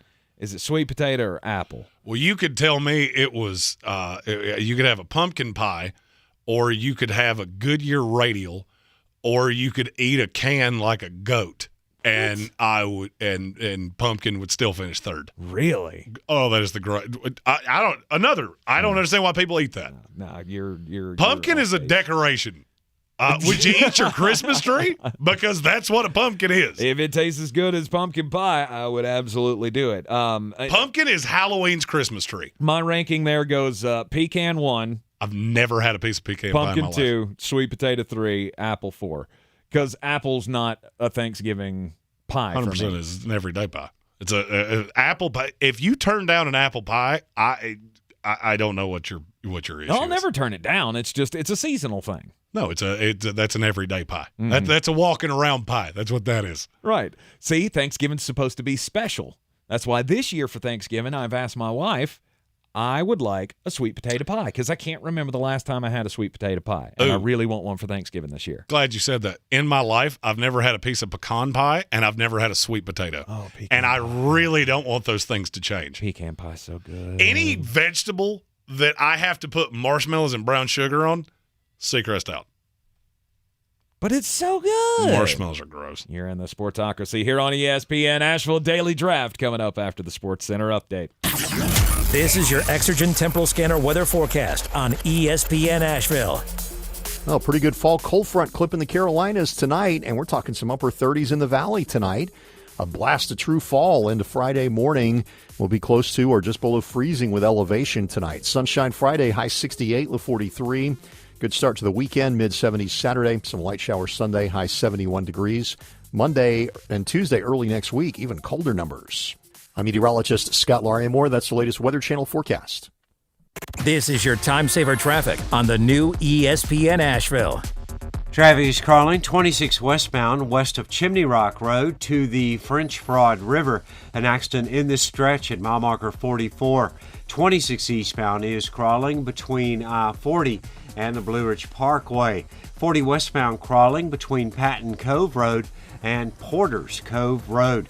Near Avery Creek, Boulevard Road north and southbound between Long Shoals Road and the Blue Ridge Parkway, traffic is stop and go. Boulevard Road southbound between I-26 and Sardis Road, heavy delays. Hendersonville Road northbound near Fletcher, approaching Fanning Bridge Road, delays. Again, Hendersonville Road northbound slow, approaching Long Shoals Road. Sweden Creek Road north and southbound near Mills Gap Road is slow. Merriman Avenue northbound near Edgewood Road, delays. I'm Lee Minfield with your Time Saver Traffic. This report is sponsored by Mattress Warehouse of Asheville. It's the semi-annual warehouse clearance event at Mattress Warehouse. They make sleep happen with $800 in savings off their large assortment and no hassle delivery and setup. Never overpay with 0% interest financing and a 1-year price guarantee. Visit Mattress Warehouse. From the Ingles Studios, this is ESPN Asheville, WPEK, W225CJ Fairview, WMXF Waynesville, and iHeart radio stations. I'm Christine Lisi. From Houston, it is Game 2 of the American League Division Series. Dylan Moore with the go-ahead RBI single. Mariners leading the Astros 2-1, top of the 5th. Tonight's Game 2 of the ALDS for the Guardians and Yankees postponed because of rain, rescheduled for tomorrow, 12:30 Eastern, ESPN Radio. ESPN's reporting Commanders owner Dan Snyder, facing investigations on multiple fronts, has told associates he's used private investigators and other sources to gather dirt on fellow owners, coaches, and executives, and that he will not lose his franchise without a fight. ESPN investigative reporter Don Van Natta Jr. explains how these latest allegations impact the NFL. It really is going to come down, guys, to the tolerance of the other owners. It's going to be a test of their tolerance of these kind of comments and the fact that a partner has allegedly dug up dirt on them and is prepared to use it if need be, if his back is against the wall to keep his franchise. Don Van Natta Jr. on Keyshawn, J. Will, and Max, a Commanders spokesman, has denied the private investigator allegations. Keyshawn, J. Will, and Max. Right now, the Vikings are the best team. They're clearly the best team in the NFC North at this moment. At this right? moment. Okay. And the Packers just lost to the Giants, and they have a game with the Jets. Don't let them lose that game. It's Friday with Key, J, and Max. It all starts at 6 Eastern on ESPN Radio and on ESPN2. He's a degenerate gambler. You are a smelly pirate hooker. And he's cheaper than oxygen. He's useless. But somehow, they make it work. Jeremy Green, Tank Spencer. There's no holding back in the Sportsocracy. Presented by Ingles Supermarkets and Fred Anderson Nissan of Asheville. And we are live in the Sportsocracy here on ESPN Asheville 92.9 FM, 880 AM, and 1400. The Sportsocracy, as always, heard everywhere on the iHeartRadio app, live or on demand. We get the podcast posted up each and every day. So if you miss us, you can always go back and listen to the podcast on iHeartRadio. And you can take it with you anywhere you go. Check us out live or on demand on YouTube as well. Sportsocracy.com. Click on the live video link. Don't forget to subscribe to the channel so you can get into the chat. We still have Threadbare Thursday open up. You want to get a football topic in there, then, or it doesn't have to be a football topic. I guess it could be anything. You can throw out another foodocracy question or whatever. I mean, I've been told that my opinion on food doesn't matter. Yeah, it doesn't. It really doesn't. You put ketchup on steak, so I do put ketchup on steak. gross. You mix it with a little A1 until you've tried it. You don't know. Do you like A1? I do. Add a little not so runny to it with a little ketchup. Thicken her up. It up. You don't know until you tried it. Yeah, it's true. It's true. I say the same thing to you about ranch and Thousand Island, or not Thousand Island. A1. Gross. It's good. Ranch doesn't. Ranch is not a mix it with things thing. Yeah, it is. Yeah, it is. It's gross. You can put ranch on anything. It's gross. Third hour of the program, as always, kicks off with the daily draft. And today, we are going to do offensive and defensive player of the year candidates. We did rookie of the year candidates last week. So today, we're looking at the offensive and defensive players of the year. I have the first pick. And so there's only one answer at number one for me because I think it's a shoo-in that this guy's going to win one of these awards. And it's Micah Parsons, Defensive Player of the Year. Let's go. I had a feeling you were going to do that. He has been amazing, as we knew he would be. Last year, obviously being the rookie, the Defensive Rookie of the Year. But his stats this year look just as good as they did last year. He's already got 14 hits on quarterbacks so far this year. He's got 6 sacks already. Forced a fumble in their last game, and he'll continue to be disruptive all season long. And the fact that the reigning Defensive Player of the Year, TJ Watt, is out only helps Micah Parsons' case. Yeah, I don't disagree with anything you just said. The one problem I think you're going to run into is when the Cowboys fall apart, and they're gonna. It becomes hard to say, well, the defensive player or the defensive player of the year came from a 9-8 Dallas Cowboys team. Ooh. What was the Steelers' record last year? They weren't that good, were they? I don't disagree. I have a player that I think is going to be on a very good team. Stats are going to show that, but I'll address that in a bit. Okay. The thing you have to remember about the offensive, defensive players of the year, this is not where quarterbacks come in. This tends to go to running backs. It tends to go to receivers. And then on the defensive side, it's whoever puts up ridiculous numbers. So I have 2 for Offensive Player of the Year. Okay. The first one's Cooper Kupp because the Rams have no one. He may put up a stat line that's bigger than what he did last year. And there's not really a ton of running backs that I think are going to be threatening to him. Okay. The news of Odell Beckham yesterday basically saying the offer the Rams gave me was insulting. I don't care what Sean McVay said. That came out for a reason. And I think it's because Odell's going to end up signing somewhere else. Green Bay in very short order. Okay. He came very close to signing Green Bay last year. And now I think he looks at it and goes, I got my ring. The Rams have categoric issues. I don't play guard, so I can't fix that. The Packers just need that player. Mm-hmm. But what that means is if it's Cooper Kupp and Allen Robinson as really the only 2 outside weapons for the rest of the year, Cooper Kupp's he may have 150 catches before this year's over. I look at the target numbers over the course of the year. It's ridiculous how much usage he's getting. Mm-hmm. But I'll kind of make the same argument. If the Rams don't figure things out and it continues to be the Cooper Kupp show and nothing else. It may be so big that you can't say no to it. Maybe. I mean, if he's got – and I don't know what he's on pace for right now because I moved away from that screen. But well, we're 5 weeks in and he's got almost 50 catches. Which so means he's on pace. For 170. It's 17-game schedule. You're not even a third of the way there. Right. So that's on pace for 170 catches. Right. He will win this award no matter what anyone else does, no matter what the Rams' record is. It doesn't matter. Now, there's another guy that's on a team in a big market that I don't really think is all that great, but the record is going to say they are. And his name is Saquon Barkley. Mm-hmm. The usage rate's insane. And the fact that there's nothing else on that team, that's the one that I think could challenge Cooper Kupp. He goes 1,500-plus yards rushing, and then a scrimmage, he's over 2,000, which is entirely possible. I don't think people understand how bad that schedule is. Mm-hmm. And they have nothing. Saquon was on my list as well. He currently leads all players in the NFL in all-purpose yardage, 676 yards. He's about 46 yards ahead of Nick Chubb in that respect. And that's going to be my next pick, Nick Chubb. He currently leads the NFL in rushing, and he's already got 7 touchdowns this year. And a pace like that, you roll up 16 touchdowns in a season, it's going to be hard for anybody to keep you off of the Offensive Player of the Year ballot. So I'm going Nick Chubb, Offensive Player of the Year. I'm going to go with another defensive player. And I don't know if the special plays can continue. And he's on a horrible team.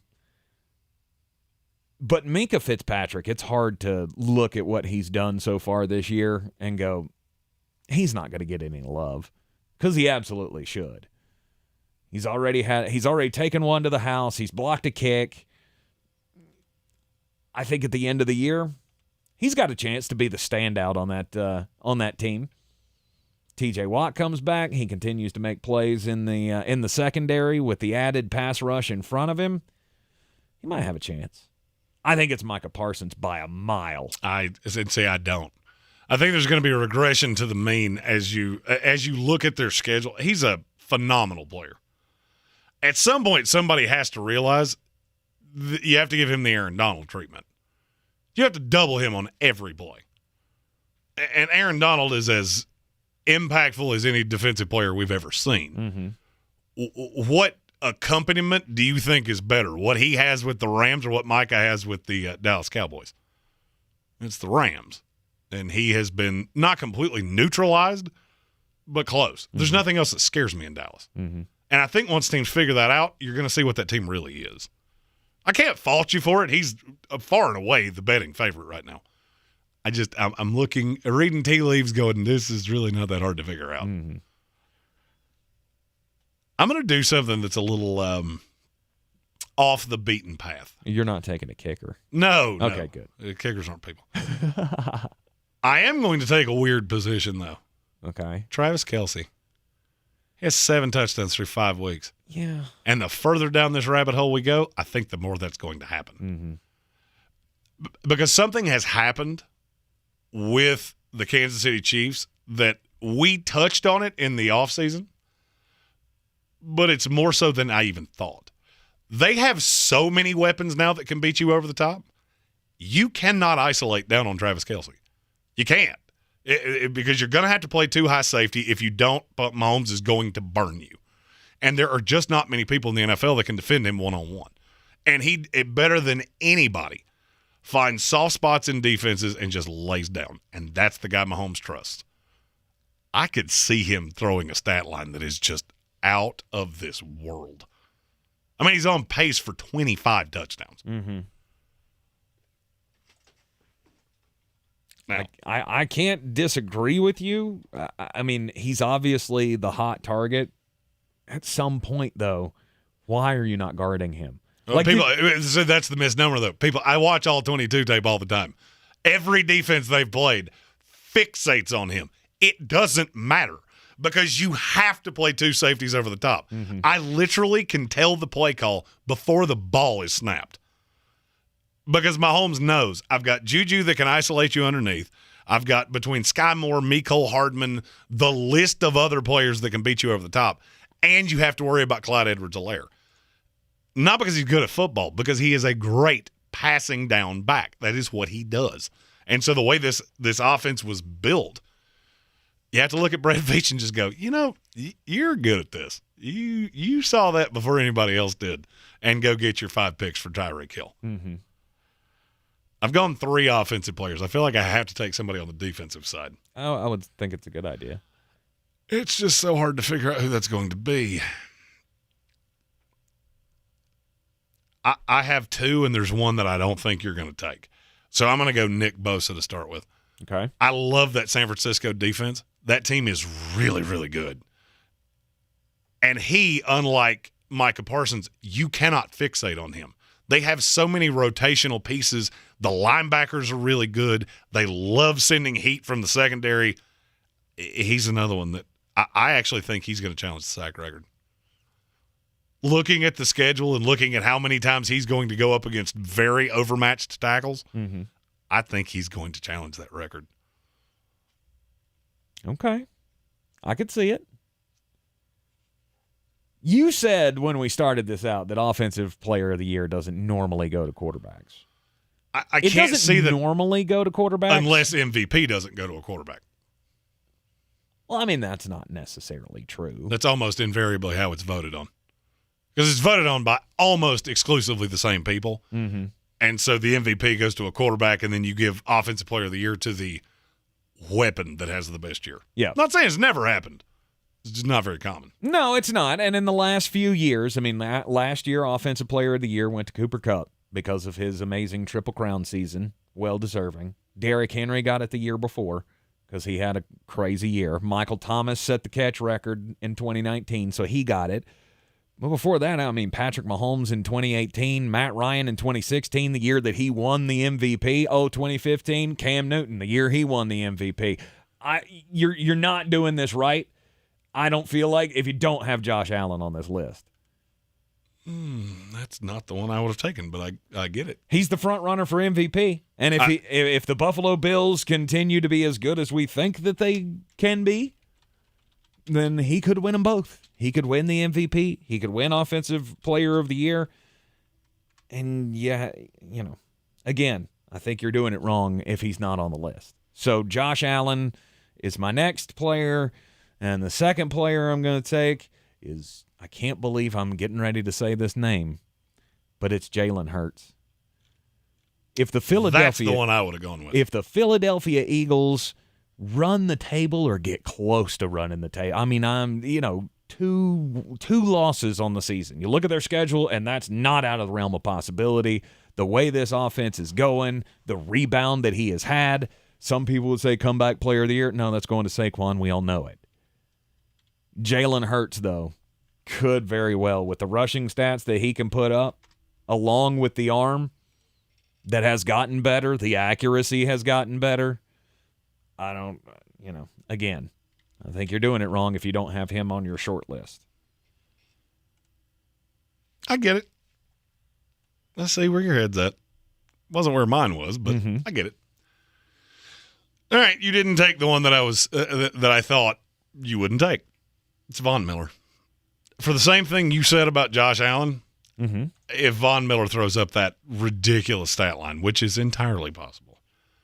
The only thing that scares me is that there's so many people that can accumulate stats on that defense that he may not have that. That's the reason I took him so late. I'm going to go back to the thing I originally said when we started talking about Defensive Player of the Year. When you see a guy trend this hard, every other team in the league sees that. And outside of Micah, I'm not scared of anything else. The thing that Bosa and Von Miller both have in common, I'm scared of other things there. Whether it's Rousseau, the slew of guys with Bosa, there's things to be worried about there. Your cousin Colin Green in the comments says neither of us took Taysom Hill, so we're both wrong. We both lost. Stop it with the Taysom Hill thing. Taysom Hill. He scored 4 touchdowns last week. I get it, but come on. You honestly think that's going to continue? I think he was joking. I hope so. I really hope so. He's a sweet little Swiss Army knife. He's fun. And I feel like you're doing it wrong if you don't have him in, or if you have him in fantasy and you're not playing him every week just based on the ceiling. I feel like mainly because they can play at tight end. And tight end is poopy. He's still not listed as a quarterback on any of the sites, I don't think. Except DraftKings. Is he? That's because DraftKings is forward thinking. You mean we don't want to have one of those weeks where your tight end scores 40? Okay. I'm saying I've got Yahoo, ESPN, NFL Network, and Sleeper, and all of them he's not even listed as a quarterback. It's a little cheat code until they wise up like they did last year or 2 years ago. 2 years ago. All right, there's your daily draft.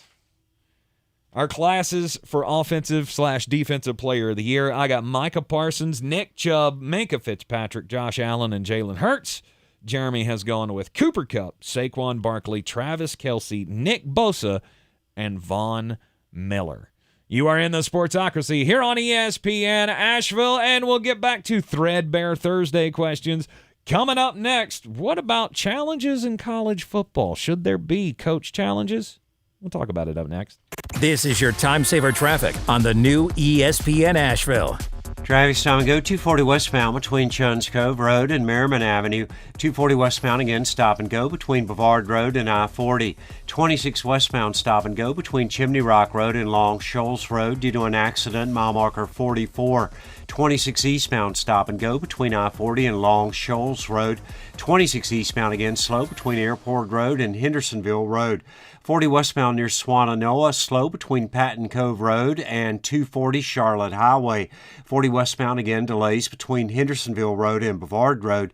40 westbound delays between the Smoky Park Highway and George's Branch Road. 40 eastbound slow between Sweeten Creek Road and 240 Charlotte Highway. In Black Mountain, US 70 westbound, an accident near Johnson Cove. Near Avery Creek, Bavard Road north and southbound between Long Shoals Road and I-26. Traffic is crawling both directions. Sweeten Creek Road north and southbound approaching Mills Gap Road, crawling. Hendersonville Road southbound is stop and go between I-40 and Overlook Road. I'm Lindenfield with your Time Saver Traffic. This report is sponsored by Chucky. A new season is here, and with it, major delays being reported due to another killer doll with a shady plan. Just how many Chuckies are there?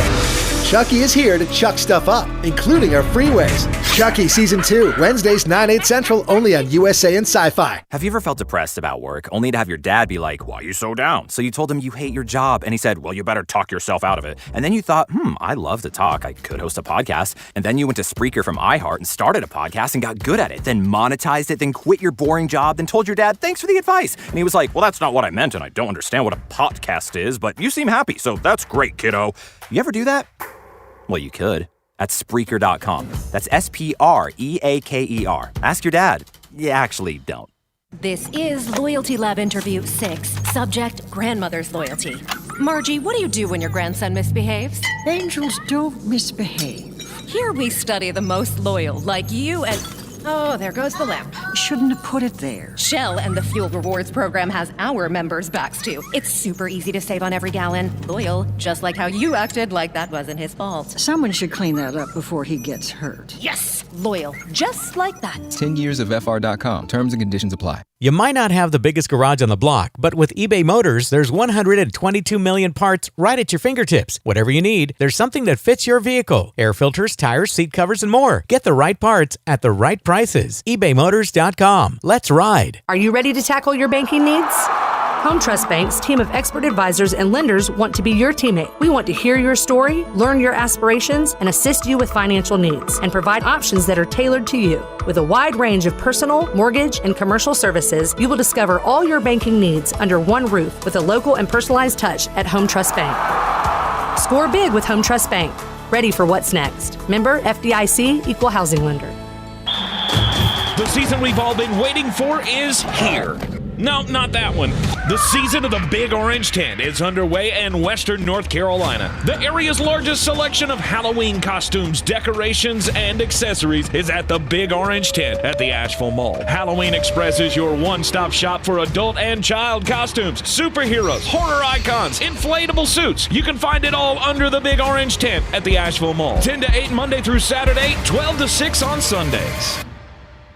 I believe real estate isn't about properties. It's about people. I am Clarissa Marshall with eXp Realty, serving all of Western North Carolina. Navigating the home buying and selling journey can feel overwhelming at times, and that's why having an agent who cares about you and your needs is key. I'm a native of Western North Carolina, and I close over a home a week. I'm an expert in the market, pricing my sellers correctly to net you the most money, and working as a skilled negotiator for my buyers. Please give me a call today at 828-774-6343 to set up a complimentary market analysis.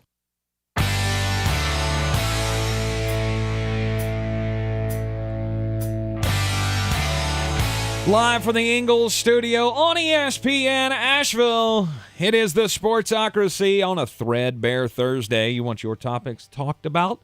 Just get it into the chat on the YouTube channel. Go to thesportsocracy.com, click on that live video link, subscribe to the channel so you can get into the chat. Plus, you'll get those alerts whenever we go live with, all of our different shows. You got Mullet Man and the Canadan. You got the Mullet and the Dude on Wednesdays. And, of course, on Sunday mornings, we get you started with your fantasy day with the Fantasy Game Time Decisions show. We don't have an international game this week, do we? No, but we're still going to start at 9. Oh, you are? Okay. The Canada and I discussed. I went, you know what, this is working. Let's just do it this way. All right. They like starting up at the crack. So 9 o'clock on Sunday mornings for the Fantasy Game Time Decisions. Get all your fantasy questions answered there. The Threadbare Thursday rolls on here with a comment from Chuck G. He wants us to talk about why can't college football adopt the NFL system for challenging calls. He says it's so boring when every call is reviewed no matter what. Force the coaches to challenge or not. I've wanted to talk about this for a couple of days, but not necessarily with that angle. The roughing the passer thing is a problem. All right, this concussion protocol thing is a problem. The Miami Dolphins are going to have to start Skylar Thompson this week because a quarterback that has shown not one symptom can't get out of the protocol. Wait till that happens to Josh Allen or Patrick Mahomes. And I'll just tell you, as the gambler of this here program, first time that happens and the house makes a mint and people like me get just eviscerated, you'll see a change. I promise you. So wait, he can't get out of the protocol. He may. The plan apparently is he will be the backup because he hasn't been able to do anything because he can't get out of the current protocol. Even though he hasn't shown a symptom, he hasn't failed a test, he hasn't done anything. He got put in it, and they can't get him out of it quick enough. But don't they do tests daily? Yes, but it takes 5 days to get out of that. So once you get in it, okay, so I've got a quarterback that hadn't practiced all week long. Am I going to chuck him out there on Sunday? No, probably not. And that is a stupid overreaction because people like Chris Nowinski get involved. All right, we got doctors. We don't need you. Okay, you keep writing your books. You keep doing your thing. That's fine. It's a violent game. This is the way it works. Mm-hmm. And at some point, we have to come to a happy medium because the NFL just keeps going pillar to post.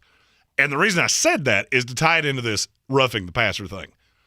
Because from everything the league has said, they have not told officials to be more heavy-handed with these calls. Mm-hmm. You've had two in back-to-back days that could have drastically changed games, and they were god-awful. I hear that you're not going to change anything within the season. That's fine. That eye in the sky, your little neurologist that you love talking about, you're going to need a second one of those. And it needs to be somebody that gets these officiating calls right. This roughing the passer thing is nonsense. It has been for a long time. But it only becomes an issue when it starts getting heavy-handed. Mm-hmm. And I heard John Perry, the ESPN rules expert, say this is the only call that we err on the side of throw the flag. That is stupid. That is the dumbest thing I think I've ever heard somebody say out loud. If you have a question, or maybe we use the technology at hand. The challenge thing was always something that had to be implemented in the NFL because we had calls that were just wrong, and we have the technology to fix it. Have you noticed in games that now things that are abundantly obvious, it's just buzzed down and we don't have to go under that stupid little thing on the sideline? I think that stupid little thing on the sideline is going away, period. I believe next year you will not see that in NFL games. Mm-hmm. Now, college, where that runs into a problem, you don't have the funds for, let's say, I'm trying to think of a school. You get like Kent State. They don't have the money to have the eye in the sky and the thing on the sideline and everything else. But that system's pretty broken too. They review everything. And it shouldn't take that long because I don't need the guy on the sideline to be the one reviewing it. Mm-hmm. Have an official upstairs. Have an official in some centralized location. Why can every sport but the one that prints money figure this out? The NBA does it. The NHL does it. Major League Baseball does it. Why can the NFL not figure this out? I'll volunteer. Don't use baseball as a guideline for anything. Well, it's the only thing that baseball does better than the NFL. It's not that hard. I'll volunteer to do it. I'll sit in a room with 1,000 televisions because I promise you I can watch that that replay twice and go, down, not down, fumble, not a fumble, whatever the case may be. This should not take that long. Mm-hmm. And roughing the passer calls are going to be reviewable 1 year from now. You mark my words. Oh, I believe they will be. I've thought it's always been stupid. I mean, remember we went through this thing with the head contact, making any contact with the head of the quarterback, booping him on the head when you're trying to bat down a pass is a pass or is a roughing the passer call. It's absolutely ridiculous. And then after you get a guy slung to the ground, his head hits the ground, it becomes a big stink because they left him in the game, and then the next game he gets slung to the ground again, and this time he, for real, got hurt, had to be sent to the hospital about it. Of course there's going to be an overreaction. Of course it's going to be flagged like crazy the next week. Well, now the problem the NFL has with those calls is you're swimming in two different tides. So the excuse for why we've always been so heavy-handed on roughing the passer calls is because we don't want to have our quarterbacks hurt. We want our quarterbacks in the game. Mm-hmm. All right, so now you've got that's not the word I was looking for. A concussion protocol. That's what we call a Freudian slip for different reasons. Listen here, Girth. I don't need any more of your snarkiness. You have a concussion protocol that's taking the stars off the field for absolutely no reason. Everything I've heard out of Miami, there is nothing wrong with Teddy Bridgewater. Hasn't been. But some absolutely unaccountable person in the skies, well, he stumbled. I've watched him run off the field. There's no stumble there. Mm-hmm. And now you're going to have Skylar Thompson playing in a game that doesn't seem like we want to protect our stars and make sure they're on the field.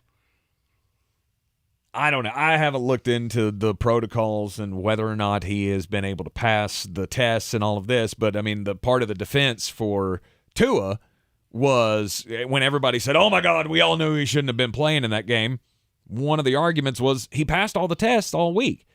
So if Teddy Bridgewater can't pass the test that he's taken, then he clearly needs to be in the protocol. No, you didn't listen to what I said. It's not that he's not passing the test. It's a time thing. You have to do these. You have to hit these check marks now 5 days in a row. Mm-hmm. That means he can't be padded. So he's throwing in shorts, and nobody can come near him. So he can't implement the game plan because you can't go 11 on 11. Ah, I see what you're saying. Mike McDaniel talked about this in his press conference of, we're going to have to play Skyler, not because there's anything wrong with Teddy, but because the NFL won't let me practice him. Yeah, because he can't get the practice. Because he can't get out of this ridiculous protocol. Mm-hmm. Stop going so heavy-handed on things. Maybe don't be so overreactionary. We can't help it. We're all humans, and that's how we do. When something dramatic happens, we can't help but overreact the next time we see something that gets close to it. The NFL is no different than us as individuals. Do I agree? Do I like the way it's gone down? No. Is it absolutely necessary? I'm not the one that has to make that call. But the ones that do, they're going to make the call. They've heard the outrage, and I feel like it's going to change sooner rather than later. You're in the Sportsocracy here on ESPN Asheville. Time for the most important message of the day, Jeremy Green.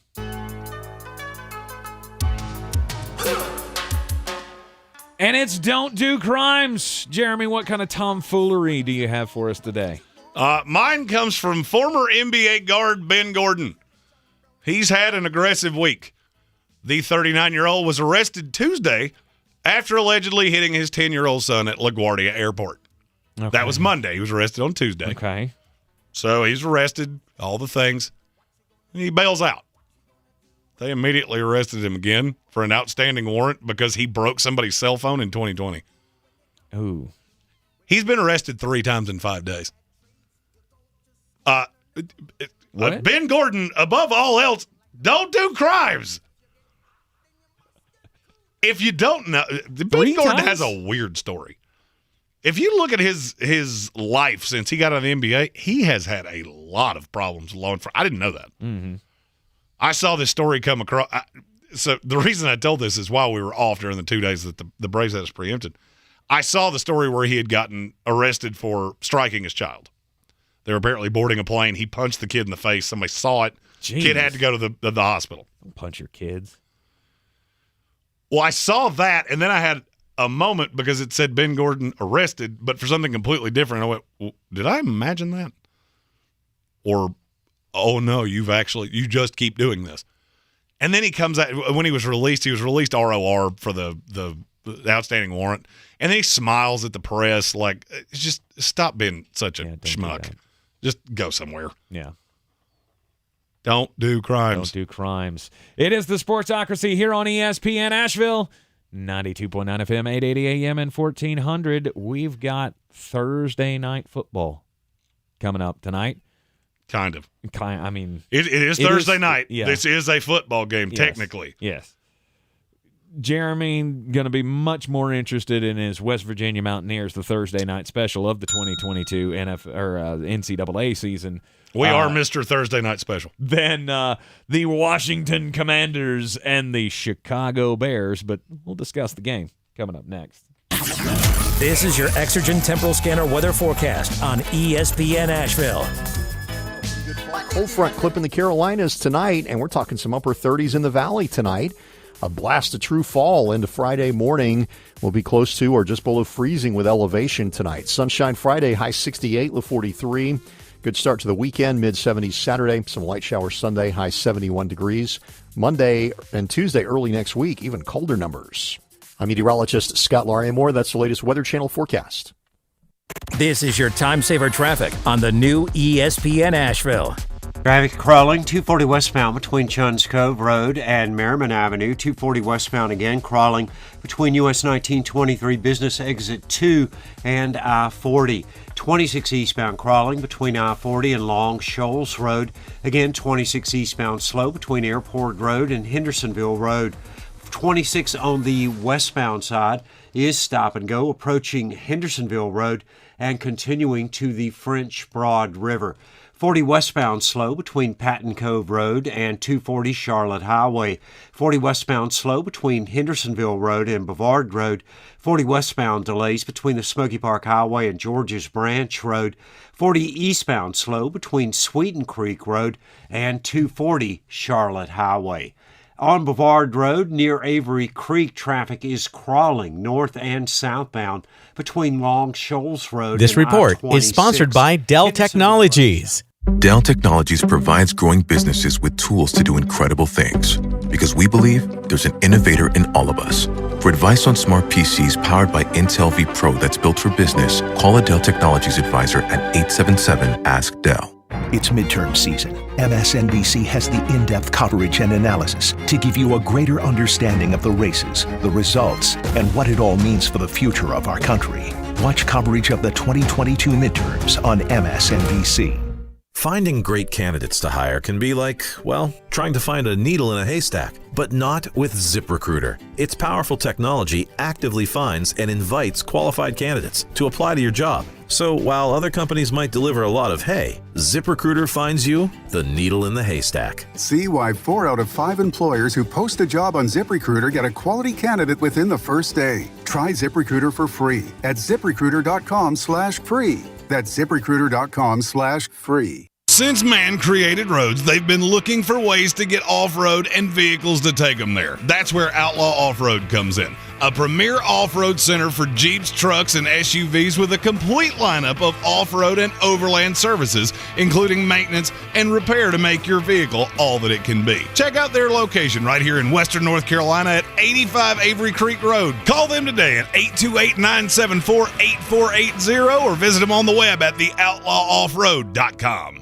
When I finally drove the old car into the grave, I knew there was only one place I was going to go. Fred Anderson Nissan of Asheville, home of the family plan. And yes, they treat you like family. I went in, told them what I was looking for, told them my budget, and in no time, I was signing the paperwork on my certified pre-owned vehicle. They have the area's largest selection on quality pre-owned vehicles and certified Nissans. They go through a 167-point inspection, so you know it's not going to let you down. They gave me the Carfax report, so I know the history of my vehicle. And the Fred Anderson family plan gives me things like oil changes and car washes and loaner cars if I have to have major work done on the car in the future. For me, buying a car has always been an intimidating thought, but the folks at Fred Anderson Nissan of Asheville made it super easy. Don't be like me. Don't wait till the last minute to get a deal done. Go to AndersonNissan.com or stop by the showroom at 629 Brevard Road. And don't forget to mention we sent you from the Sportsocracy and get a $250 bonus on your trade-in at Fred Anderson Nissan of Asheville. The Sportsocracy. Why are you smiling? Because I love football. And welcome back into the Ingles Studio. Thursday night football tonight. It's going to be a football game. There will be a football on the field. There will be 11 players on each side. But I can't tell you it's going to be any more palatable than last Thursday was. Yeah, the 1-4 commies of Washington, D.C. take on the 2-3 Midway Monsters. Ugh. This is going to be the grossest game ever. I'm going to beg to differ. You don't think so? I don't think it can be any grosser than last week. Unless they start going the wrong direction, it cannot be any harder to watch than that was. You have a distinctive lean in this game, which you will be giving the pick coming up at the end of the program today. I do. I mean, and look, it's an NFL game, so I can find reasons to watch it. Chicago is god-awful, and there's just nothing there. Mm-hmm. I have thoroughly enjoyed the diatribe of Chicago analysts trying to make it sound like Justin Fields is getting better. Oh, yeah. I read a whole article today about how they need to put their trust in Justin Fields. Please do. I beg of you, please do. Why? He's thrown 88 passes all year long. Mm-hmm. He's completing 55% of them. Mm-hmm. That's hard to do. But all his weapons have been hurt. He doesn't have any weapons. And I'm going to level with you. I wouldn't care if he had Randy Moss, Jerry Rice, and Calvin Johnson. It would not matter. Oh, I think it would. It would not.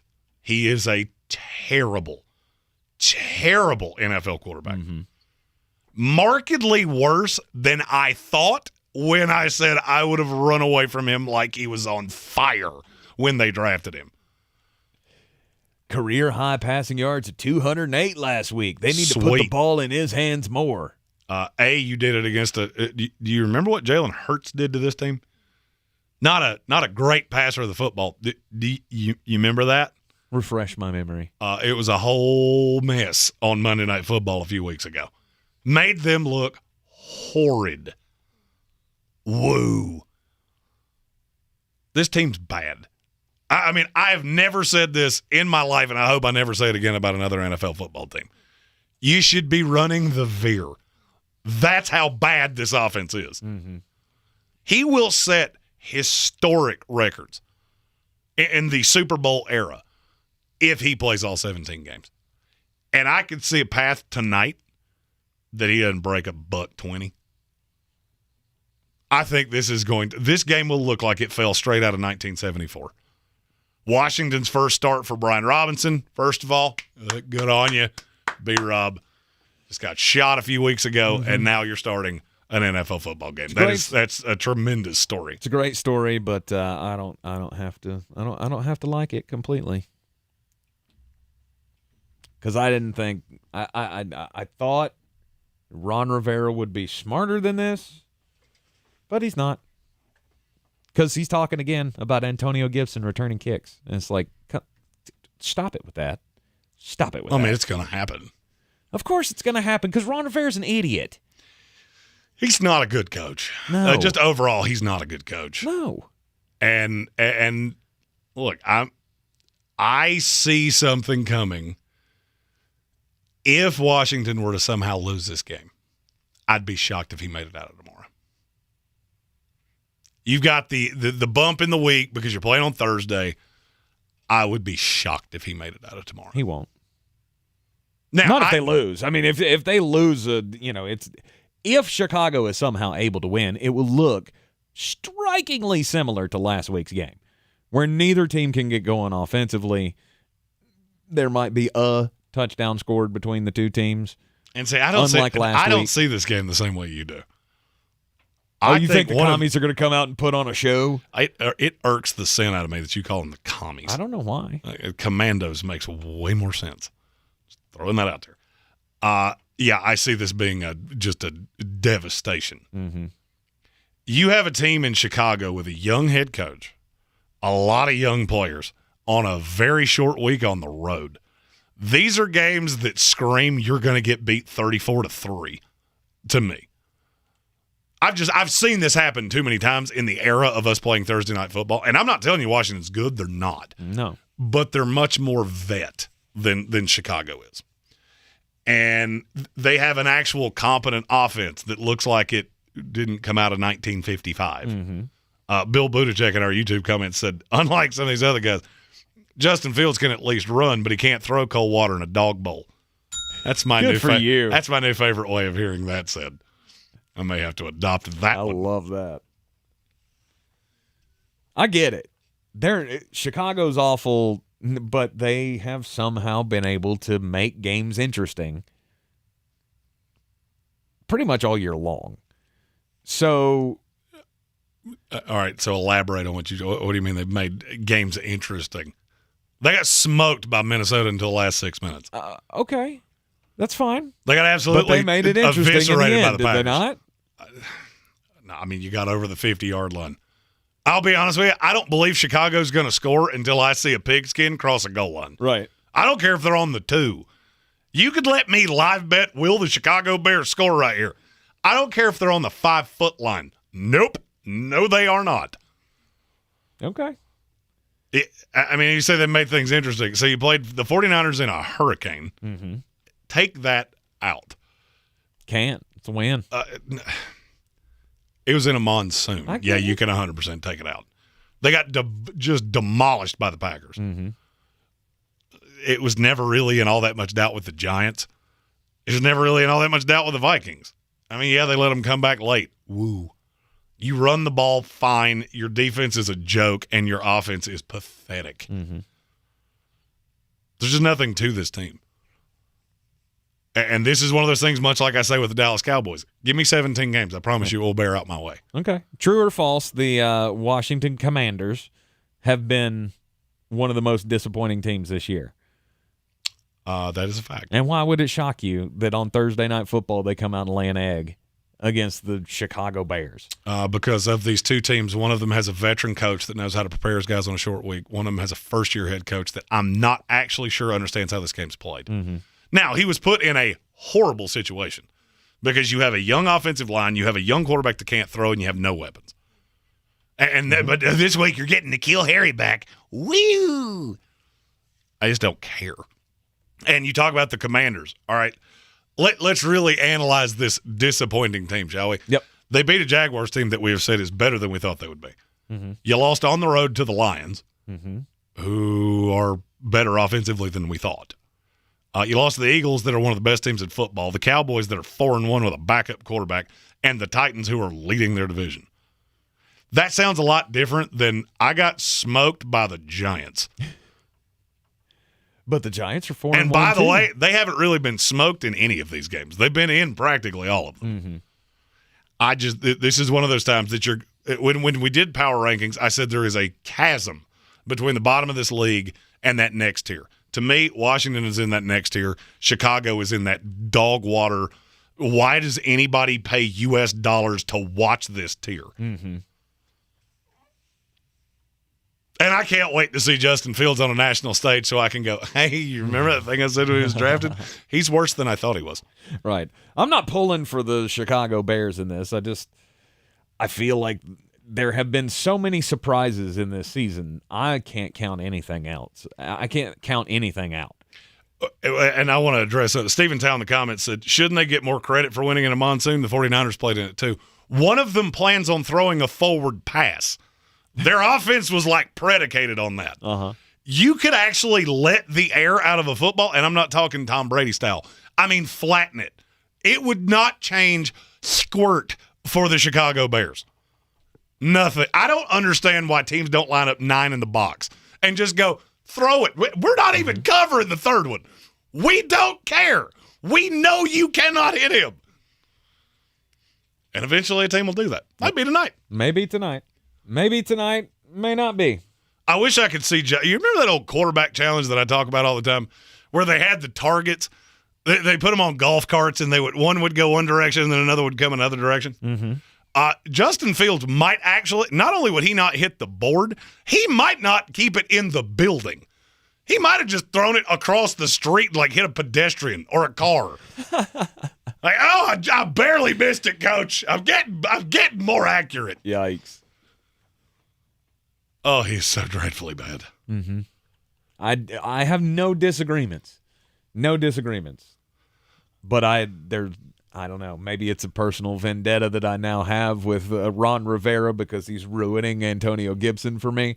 I want you to lose this game. And I want to see you get fired. Oh, yeah. And I want you to go bye-bye. It's funny you said that. You remember that victory lap you took about being right with me, that you were right on Antonio Gibson and I was wrong? Mm-hmm. That's weird. He didn't even make it through 3 years as a starter. Come at the key. You must not miss. Yeah, you know it's fourth round rookie beats him out. It's as stupid as I do. I don't know that I agree with you. Really? He's not been a good running back. Fantasy football players love him. Analytics hate him. You watch the All-22, he doesn't really do anything. Mm-hmm. I mean, that's the thing that I'm not necessarily telling you Brian Robinson's great. I'm looking at Antonio Gibson going, I don't know how much worse you could actually be. You did get drafted in this league. You did play at Alabama, so you could at least do small things. Antonio Gibson does one thing well, and he doesn't do that consistently. So, I mean, no, I don't think that's the one thing I've seen Ron Rivera do that I go, I mean, I get it. You're looking for some kind of pop. I mean, you do realize they've been running Curtis Samuel out of the slot because he's been so ineffective. Mm-hmm. And he is a Chuba Hubbard level blocker. You're just not using him correctly. Oh, good Lord. Just not using him correctly. And you know what? I put that on Scott Turner. He was dog water in Carolina. He's dog water in Washington. And they just need to get it all going. In fact, with all the stuff that we talked about with Daniel Snyder, just wipe the whole team off the face of the map. Let's move it somewhere. Move it to San Antonio. I don't care. Screw it. Look, you're not getting any flowers for Scott Turner from me. But I think you're being a little short-sighted on this Antonio Gibson thing. No, he's great. He's a great football player, and you're not going to convince me otherwise. He will go to another team and be awesome. And this is why we ask me draft things. You're in the Sportsocracy here on ESPN. Asheville, Jeremy's picks of the night. Coming up next. This is your time saver traffic on the new ESPN Asheville. Traffic slow, 240 westbound between Charlotte Street and Montford Avenue, 240 westbound crawling between US 1923 Business Exit 2 and I-40. 26 westbound is crawling west of Chimney Rock Road, continuing to Brevard Road. 26 eastbound slow between I-40 and the Blue Ridge Parkway. 40 westbound traffic is crawling between Patton Cove Road and George's Branch Road. 40 on the eastbound side, delays between Sweeten Creek Road and the Charlotte Highway. Brevard Road, north and southbound, heavy volume between I-26 and Clayton Road. Hendersonville Road southbound, very busy between I-40 and the Blue Ridge Parkway. Sweeten Creek Road, north and southbound, approaching Mills Gap Road. Delays, an accident on Cane Creek Road near Tweed Creek. I'm Lindenfield with your Time Saver Traffic. This report is sponsored by Chucky. A new season is here, and with it, major delays being reported due to another killer doll with a shady plan. Just how many Chuckies are there? Chucky is here to chuck stuff up, including our freeways. Chucky Season 2, Wednesdays 9, 8 Central, only on USA and Sci-Fi. Dad, I don't feel good. I'll grab the Vicks DayQuil Kids Honey. Isn't DayQuil just for parents? Actually, Vicks DayQuil Kids Honey is just for kids, specially designed to treat kids' most bothersome cold symptoms quickly with a honeylicious tasting flavor kids like. You know what else kids like? DayQuil Kids Honey first, then video games. Deal. Vicks DayQuil Kids Honey, the kids' honeylicious daytime coughing, congestion, stuffy head, stuffy nose medicine. Safe for ages 6+. Okay, I just saved on some amazing fall style picks at Kohl's, and I need to talk about it. I found myself the cutest tops from Sonoma Goods for Life starting at $15.99. Long sleeve must-haves for my husband starting at under $18. And fun looks for my kids starting at just over $10. Plus, you can take an extra 20% off or save even more with a Kohl's card. So for more fall style and more savings, you gotta get to Kohl's. Select styles, 20% offer ends October 16th. Some exclusions apply. See store or Kohl's.com for details.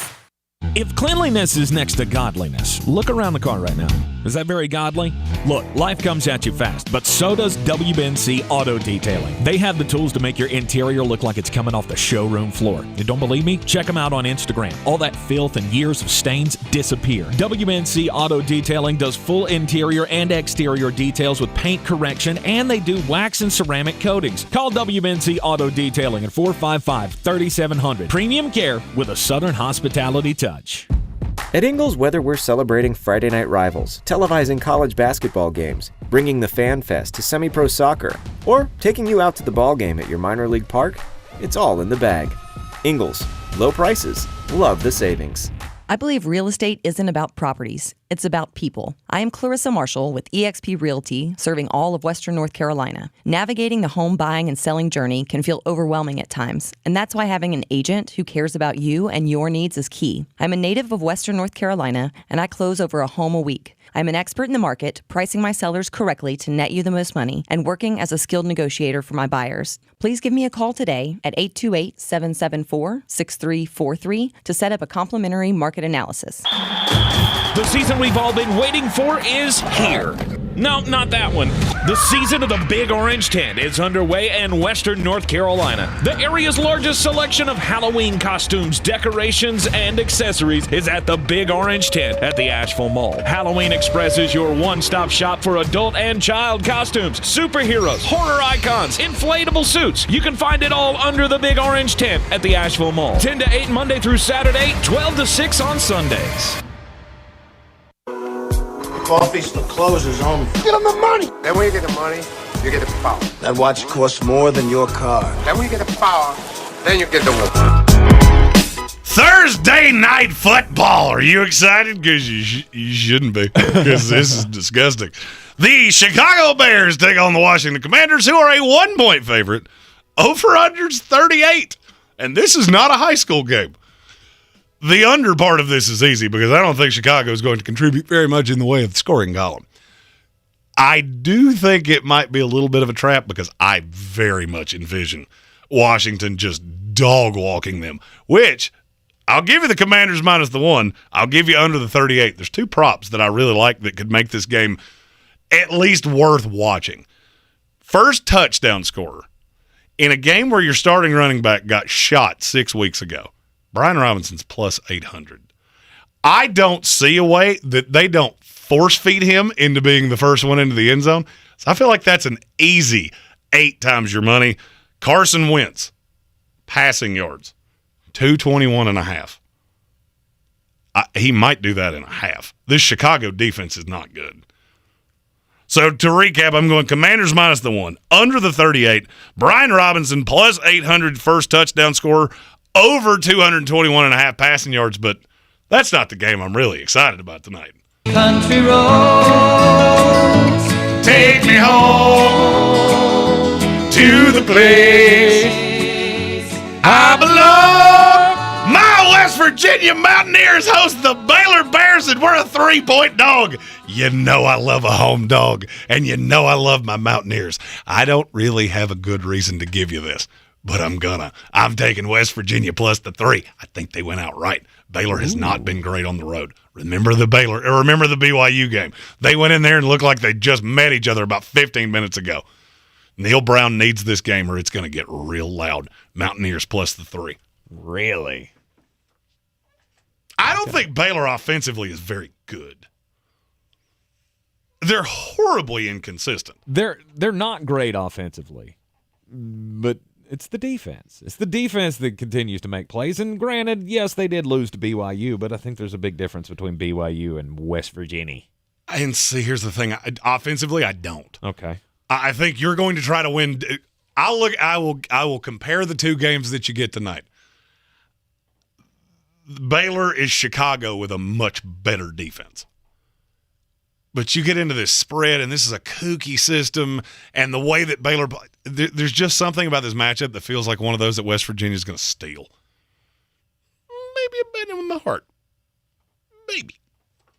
Mountaineers, country roads, take me home. Let's go. All right, the Sportsocracy, that'll do it for us this afternoon. Oh, hold on. Before we get out of here, M. Bradley and his wife just bought their first house. Congratulations. Somehow he had money left over to do a super chat, which means that guy deserves some kudos. Next time we see you at the Village Porch for a Sunday of football fun day, beers are on us. Congratulations. Yeah, and congratulations. Football Friday coming up tomorrow. All the picks for the weekend. We'll see you at 3. This is your Exergen Temporal Scanner weather forecast on ESPN Asheville. Well, pretty good fall cold front clipping the Carolinas tonight, and we're talking some upper 30s in the valley tonight. A blast of true fall into Friday morning. We'll be close to or just below freezing with elevation tonight. Sunshine Friday, high 68, low 43. Good start to the weekend, mid-70s Saturday. Some light showers Sunday, high 71 degrees. Monday and Tuesday, early next week, even colder numbers. I'm meteorologist Scott Lariamore. That's the latest Weather Channel forecast. This is your time saver traffic on the new ESPN Asheville. Traffic's time to go 240 westbound between Charlotte Street and Montford Avenue. 240 westbound heavy volume between US 1923 Business, Exit 2, and Bavard Road. 26 westbound is slowing west of Chimney Rock Road and continuing to Hendersonville Road. Again, 26 westbound slowing between Long Shoals Road and Bavard Road. 26 on the eastbound side is stop and go between I-40 and the French Broad River. 40 westbound, pockets of slow traffic volume between Patton Cove Road and This report George's is sponsored by Road. eBay Motors. You might not have the biggest garage on the block, but with eBay Motors, there's 122 million parts right at your fingertips. Whatever you need, there's something that fits your vehicle. Air filters, tires, seat covers, and more. Get the right parts at the right prices. ebaymotors.com. Let's ride. Don't you wish your life came with a warning app? That dog does not want to be petted. Well, life doesn't always give you time to change the outcome, but prediabetes does. Take the 1-minute test today at doihaveprediabetes.org. Brought to you by the Ad Council and its Prediabetes Awareness Partners. From the Ingles Studios, this is ESPN